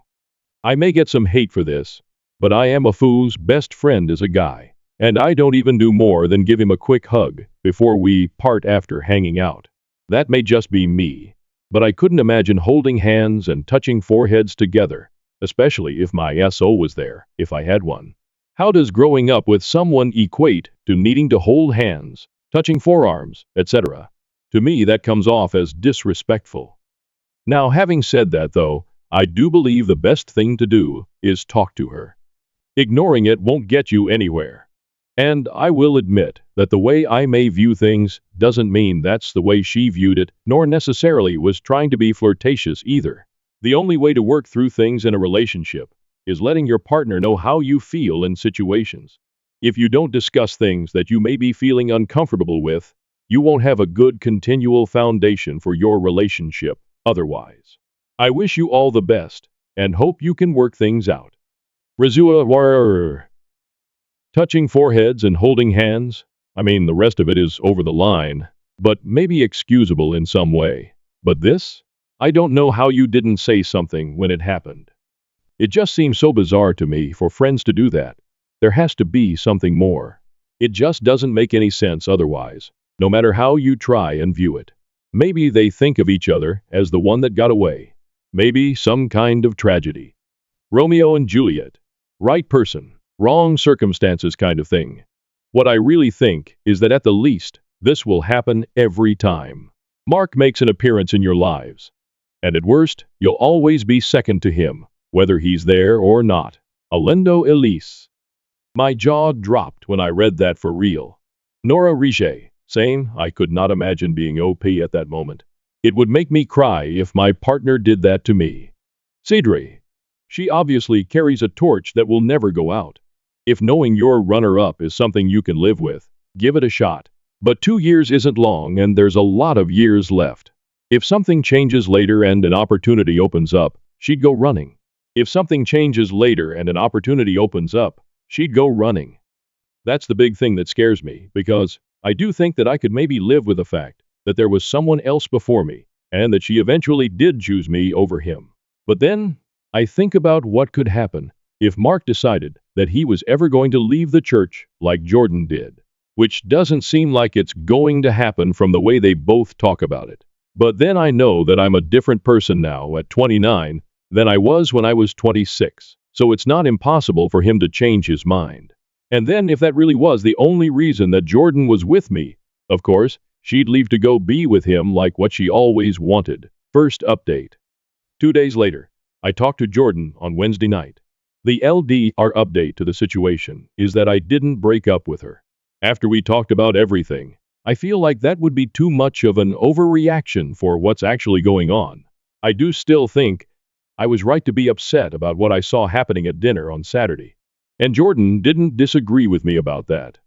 But I think I did jump to the wrong conclusion, that it meant that she secretly actually wanted to be with Mark more than she wanted to be with me. Now that we've talked it out, I don't think there's a reason to end what's otherwise the best relationship I've ever had. And I'm glad that I didn't just immediately trust my instincts, because there was more going on with the situation that I didn't really understand that Jordan has since told me. And now I do feel like she can be given some grace in this situation, assuming nothing like this ever happens again. So thanks for the advice, especially for everyone who told me to just talk to her before I made a big decision. So when we talked, I decided to take the main piece of advice that I got from everyone and start by telling Jordan that my feelings were hurt by the way she treated me at dinner with Mark, and then see how the conversation went from there. It turned into a very long talk, so I don't want to try to remember exact quotes and get them wrong. But here are the important things. I repeated to Jordan some of what I wrote in the post and said that I felt excluded by her and Mark, especially because they were being overly touchy-feely with each other to the point where it made me uncomfortable. Jordan seemed surprised, like she didn't even notice that she and Mark were touching each other that much. But then she thought about it and said that I was right and apologized. She said that Mark is always really touchy with everybody, and not just her, I asked. And so she didn't even think about it, but that she wished I would have said something at the time, because she didn't realize they were being that obnoxious. I said that was part of what bothered me because I thought that normally she would have noticed something like that, but she was acting so different around Mark and not paying any attention to anything else, including how I was feeling, that it was honestly just made me question which one of us she cared about more, or if she cared about him as more than just a friend. Jordan apologized more and said that she could understand why it would look that way to me, but that she loves me and cares more about me than anyone else in the world, and that she didn't mean to act like that or make me feel that way. She said that she was trying to not make Mark feel like a third wheel because of being a single guy out with a couple, but obviously it backfired and just made me feel like the third wheel instead, which wasn't what she wanted to do either. After that, Jordan explained a lot to me about her history with Mark, and basically as she explained it, she said that she fully admits she cares about him as more than just a normal friend, but she says that it's not in a romantic way. She said that's why she always specifically refers to him as her best friend, and not just as her friend, and said that she would use the phrase, "he's like my brother," if it weren't for the fact that she once had an actual brother, RIP, so she won't use that phrasing for anyone else. According to Jordan, the main thing that happened to make her and Mark so close was that when she was 17, she tried to kill herself, and that was actually when everyone else in the community stopped talking to her, and Mark was the only person who didn't. For the next couple of years until she moved, he was literally her only friend, and she said that he checked on her every single day to make sure she stayed alive, which is also when they got into the habit of talking on the phone so much. And also apparently during this time, Mark's parents thought they were dating and made a big deal about how they shouldn't be, and that's why she made that remark during dinner. Apparently calling Jordan a godless heathen is something that Mark's mom said. I did tell Jordan that Mark basically said to me that he thought the two of them would be married if she had stayed in the church, and I asked her if she thinks that maybe Mark is in love with her, even if she doesn't feel the same way. She said definitely not, and I don't think she was being dishonest. I really don't agree with her, but I think she genuinely believes that Mark isn't into her in any way, apart from friendship. Her opinion of the situation is that she also thinks she and Mark would eventually have gotten married if she had never left the church or moved. But from her perspective, it would have been more because of peer pressure than anything else, and she doesn't think it would necessarily have been a good thing.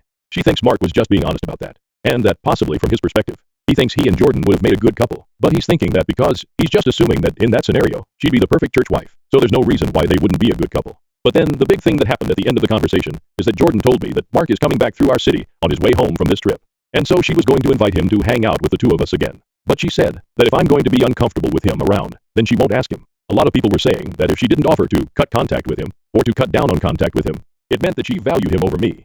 So the fact that she brought up on her own that she wouldn't invite him to dinner with us again, because I didn't like, it seemed like a really good sign to me. Based on everything else that she said, I do understand why she didn't offer to totally stop being friends with him, and I wouldn't expect her to after what she told me about what happened when she was a teenager. So now I'm deciding to take Jordan's word for it, that although she and Mark are weirdly close, it's for the reasons that she explained to me, and not because she's in love with him. I think the fact that she was immediately apologetic instead of defensive was good, and the way she explained everything did make sense to me. I don't necessarily trust Mark, but I do think I can trust Jordan. But I am going to watch and see if it seems like she's still talking to him as much as she used to, or if anything changes, or sounds different. I'm not going to be controlling and tell her that she can't talk to him, or that she has to talk to him less. But I want to see if me talking to her about all this causes her to act any differently at all. I'm kind of thinking she might realize on her own that the way Mark acts towards her actually does seem like he likes her more than a friend now that I brought it up. But I don't know. It could be that things just go back to exactly the way they were before, and I won't know if anything has actually changed until the next time Mark is around in person. But I don't think that's something I should keep worrying about before it happens. Relevant comments, Signal_Blackberry, 326. Holding hands with your opposite sex friend and pushing your foreheads together in front of your monogamous partner is wild. But you do, you homie Tamerlan_Tully. Well, read it. Congratulations, we definitely accomplished nothing here. There's some sober pushback in the comments. Oh, he mostly stands his ground. Pixel_Spartan, 117. Oh, P. Did she acknowledge that the touching by her was inappropriate? I do not see how she could not have recognized how touchy they were, and her lack of physical touch with you. Like many others have said, I am not sure Jordan was being completely honest with you. Did you ask here how she would have felt in a reverse situation? If the three of you meet again, you might want to think about excusing yourself to go to the bathroom or something during the meal, and instead hide and film their interaction while you are gone. See if Jordan changes how she interacts when you are not there. I say to capture it on your phone because then you have it to show her if you break up. If she interacts appropriately while you are gone, then she may have gotten the message. She should also start limiting her interactions with him. phone text, because that relationship is not healthy and no SO should have to deal with that if you two get married. It needs to be dealt with now. She did acknowledge that all the touching was inappropriate, yes. When she actually thought back on how much they were doing it, and how over the top it was, she was embarrassed and realized she shouldn't have started acting like that, just because Mark makes it seem normal. I didn't ask her how she'd feel in the reverse situation, because it seemed like she got it immediately, as soon as I told her how it made me feel. Unleashed 99. I'm glad you spoke up, and I'm glad you received some clarity on the situation. Unfortunately, I think your girlfriend is lying. The problem is that she is not really lying to you. I mean, she is, but really, she's lying to herself. If she is talking to this guy every day, and not even realizing how physical she got with him, when they met up after being physically separated for so long, she has been lying to herself for so long that the lies to you were just shrapnel from the nuclear lies she keeps telling herself. Obviously, they aren't a compatible couple long term, with their core beliefs being so different. But they have fed their emotional bond for so long that their connection is intense. Dude, she didn't even realize she was physically wrapped into this man with her long-term boyfriend right next to her. That speaks volumes. I have been coaching individuals in the infidelity realm long enough to have seen this same story play out 1,000 times now. I pray I am wrong for your sake. OP.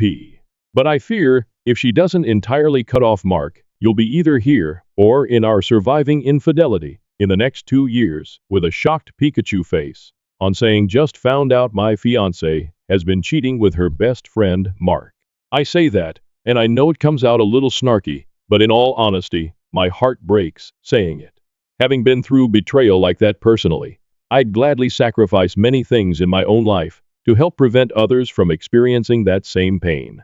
So even if you believe your girlfriend, hold on to a shred of doubt and wonder if the experts might have some wisdom to offer your situation. As I saw someone else mention, the book Not Just Friends by Shirley Glass would be amazingly on point for your situation and might lead you toward some growth here. No matter what you choose, I pray you find peace and joy. Good luck. If the three of us are ever together again, I'll definitely be watching everything. But I don't think there's a chance of that happening for a while. I can admit there's a possibility that Jordan is just wrong about how she feels. After our talk, I do honestly think that's more likely than that she's trying to be dishonest or is gaslighting me. If that turns out to be the case, then that's going to have to be the end of the relationship. But I'm deciding to at least give her a chance here. Specific bag 7401. A lot of what you detail still sounds weird. Especially the part where she didn't want to make Mark feel left out because he was visiting with a couple. Him being a single man. Mark in no way visited with a couple. If Jordan is so empathetic re this issue, she sure missed showing any empathy for you. I don't think you will experience much difference with the next encounter with all three of you. You're very enthusiastic to give Jordan a pass. This will continue to haunt you. You don't seem to think you deserve to have this made right. Jordan has a very wide berth. I wish you the best. You just seem to feel you deserve so little. It's so sad. I do agree with you that it still sounds weird, but with more context, I'm just more comfortable with it. Don't get me wrong.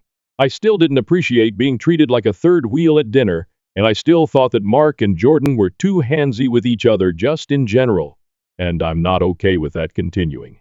But if she's being honest with me, that it's not because of romantic feelings, which I think she is, then I think as long as she's willing to have boundaries from now on, after understanding that it made me uncomfortable, I don't think it's as much of a red flag as I thought before. In a lengthy comment, OP is asked to consider whether it's not a matter of Jordan believable, but that he wants to believe her so strongly that he is subconsciously subverting his standards for judgment. That's a really well thought out comment, and I appreciate you taking the time to write it. And I absolutely do understand why everyone thinks I'm just letting Jordan gaslight me. Honestly, I'd probably think the same thing if someone else was telling me this story, so I can't really blame everyone. But I truly don't think I'm just being steered by wanting to believe her. It's hard to convey everything that happened when we talked into one post, but I'm just very sure that she was being genuine, and it was that convinced me that I could believe that she was saying.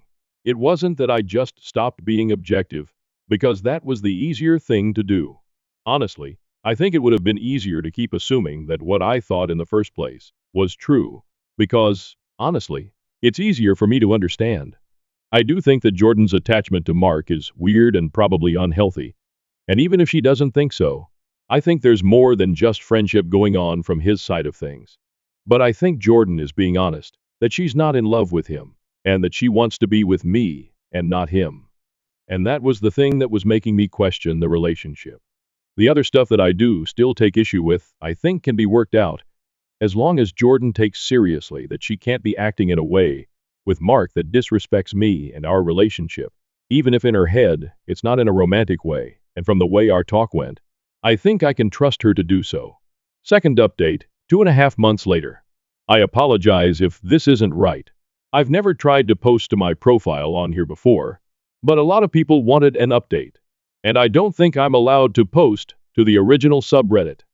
The situation seems pretty resolved now, after Mike and Jordan had an argument over everything and are no longer friends.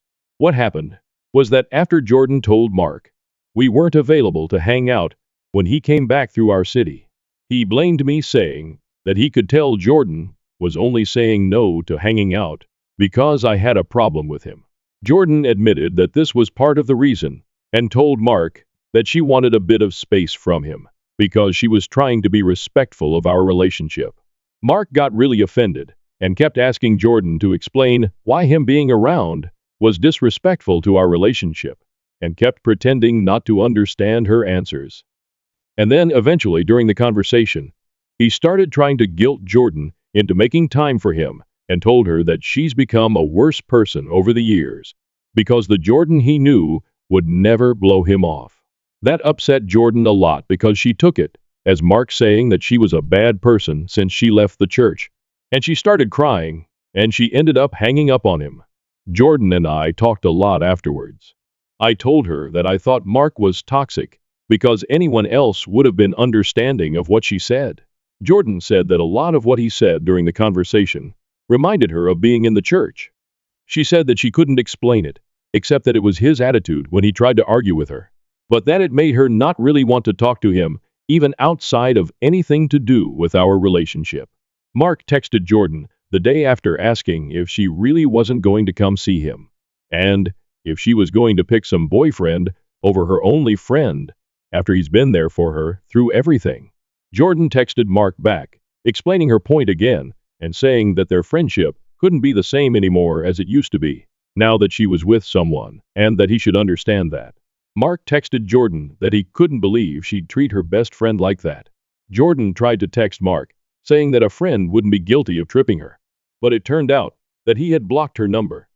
After that, Jordan was feeling like she'd done something wrong and was too mean to Mark, but she and I talked about it again, and she realized that she was right to not want to be friends with Mark if he's going to treat her like she owes him loyalty. Jordan then blocked him back, including on all her socials, so that if later he changes his mind and tries to apologize, she can ignore him. A couple of weeks went by, and while I'll admit I was pretty happy about not hearing from Mark, Jordan was really bummed about how everything ended. She said that although she saw now that Mark isn't a good person to have in her life because of his reaction to her trying to set a boundary, she still felt sad and abandoned, and it was bringing back a lot of the same feelings as when she was a teenager and her other church friends all turned their backs on her. So at this point, I asked her if she's ever thought about going to therapy for religious trauma, and she said she'd gone for a few months when she first left the church, but the therapist wasn't really helpful. I suggested that maybe it would be a good idea to try again with a better therapist, because it sounds like all this stuff still bothers her a lot, and Jordan agreed with me and decided to make an appointment. She's had a couple of therapy sessions that she says so far are good, but I don't really ask her for any details on what they talk about, so I can't really update on that part of the situation. Relevant comments. A sick tatch. Mark sounds toxic at this point. He sounded iffy before, honestly. With the way he was so positive, he would have been with Jordan. But this is not the way you treat someone who is supposed to be a friend. He wants to be her number one friend. Then he should try actually being a friend and listening. I assume he isn't because in his religion, the man is supposed to speak and the woman is supposed to listen. Yes. Tell Jordan to try a different therapist. If the therapist isn't working for her, that just means she has the wrong therapist. She can find a good one, and I really hope she does. Agreed. I didn't trust Mark when I thought he was just in love with her, but seeing him be so shitty and demanding really made it clear that he's a POS. Julia Valentine. I've been reading these posts since it first came out, and it sucks that it had to turn out this way. But I think it's for the better, especially the part of her going back to therapy too. Does she have other new friends not related to the church that she can rely on too? Her having her own support system that is separate from you, and Mark could also help her. Anyways, wishing you all the best. Jordan seems like a very lovely girl, and I'm glad you both are going strong outside of the trauma. Does she have other new friends not related to the church that she can rely on too? She does. We have a few couples that we're pretty close friends with, and she also has a bunch of friends from her work who I know she talks to about problems and all that stuff. $1.1 can boyfriend wanted a car, but after a big fight, I spent it all. Now he's angrier than ever, and I don't know how to confess. Original post. He's a full-time student who works part-time in the summer. I have a full-time and part-time job. He studies a lot.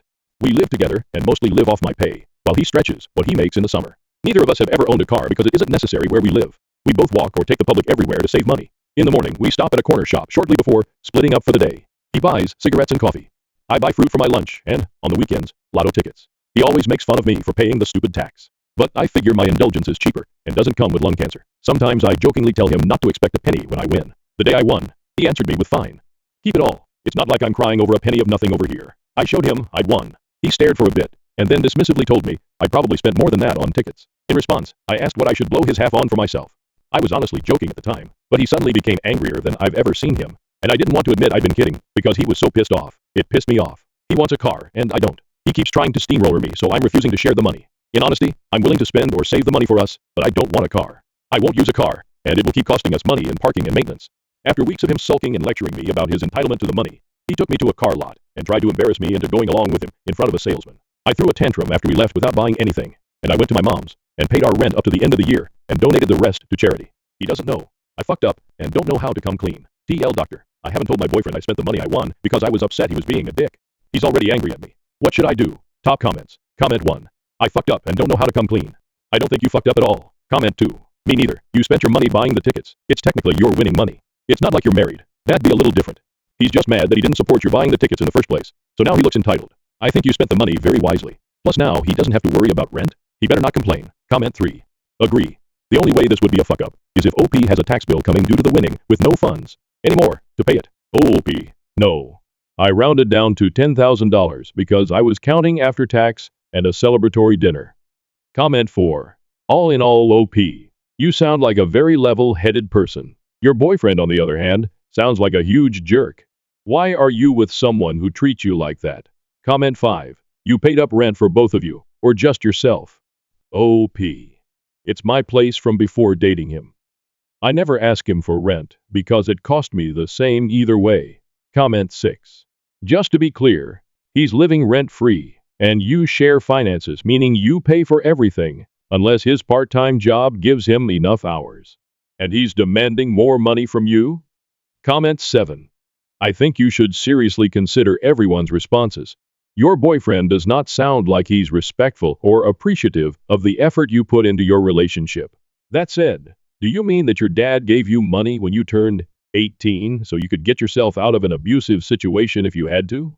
Because that's the first I've heard of a parent doing that. But it's seriously an awesome idea.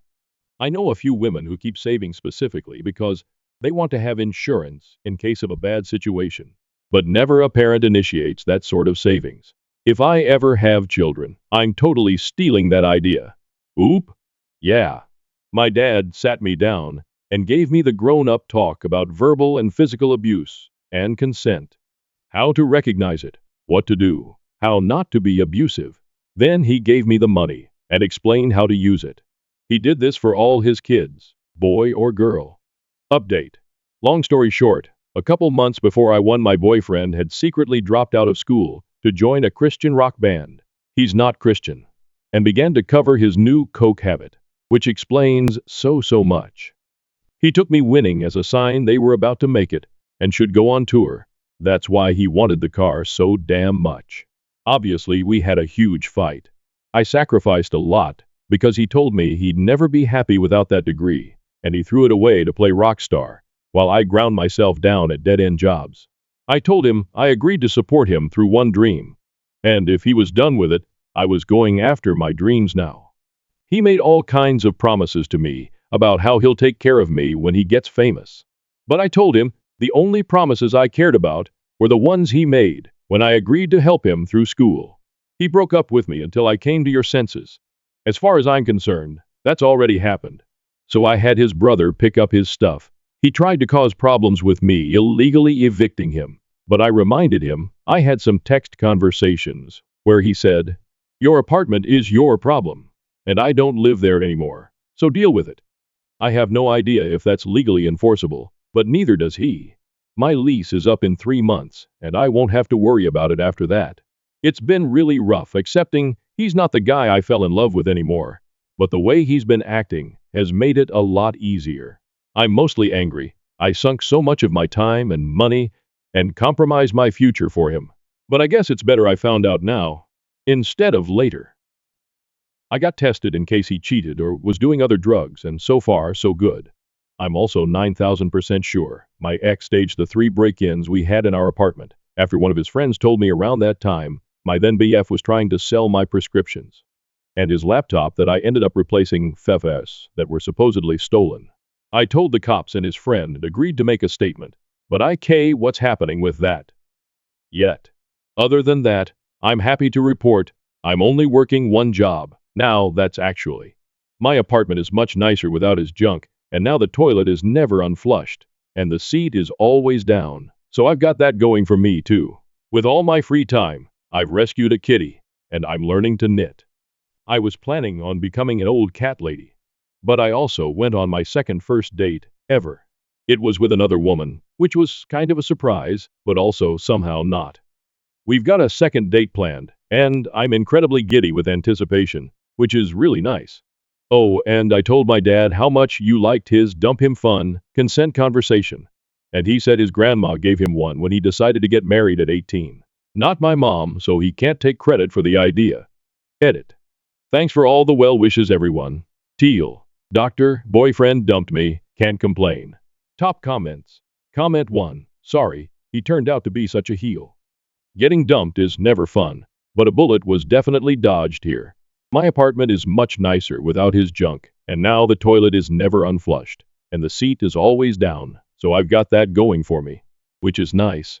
Comment 2. Being dumped is never fun, but I think in OP's case, it's the best thing that could have happened to her lol. And can't forget, with all my free time, I've rescued a kitty, yay to rescue animals. Comment 3.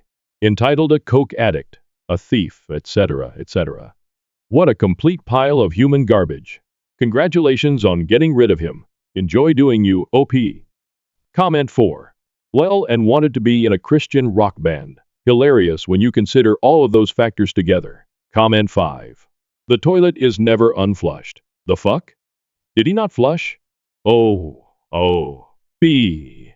Not usually, which made it so much more lovelier that time I forgot to check the seat and fell in. Comment 6. Yay kitty cat. Also, while this all really sucked for you to live through, I am sure that it will be the most delightful of anecdotes. Dropped out of school to join a Christian rock band is just about the dumbest life plan I can think of, especially given the general state of the music industry as a whole, and of Christian rock in particular. OOP. It's very unlike him. I thought he was messing with me until he showed me the videos. Not good. ID. If coke explains all of what's going on, there may be other drugs I don't know about. He's not the same as when we met. I know that much. I posted an update to relationships after asking for advice, and someone recommended I make sure I can't get in legal trouble over the situation. I live in Ka and have had my apartment for 4 years.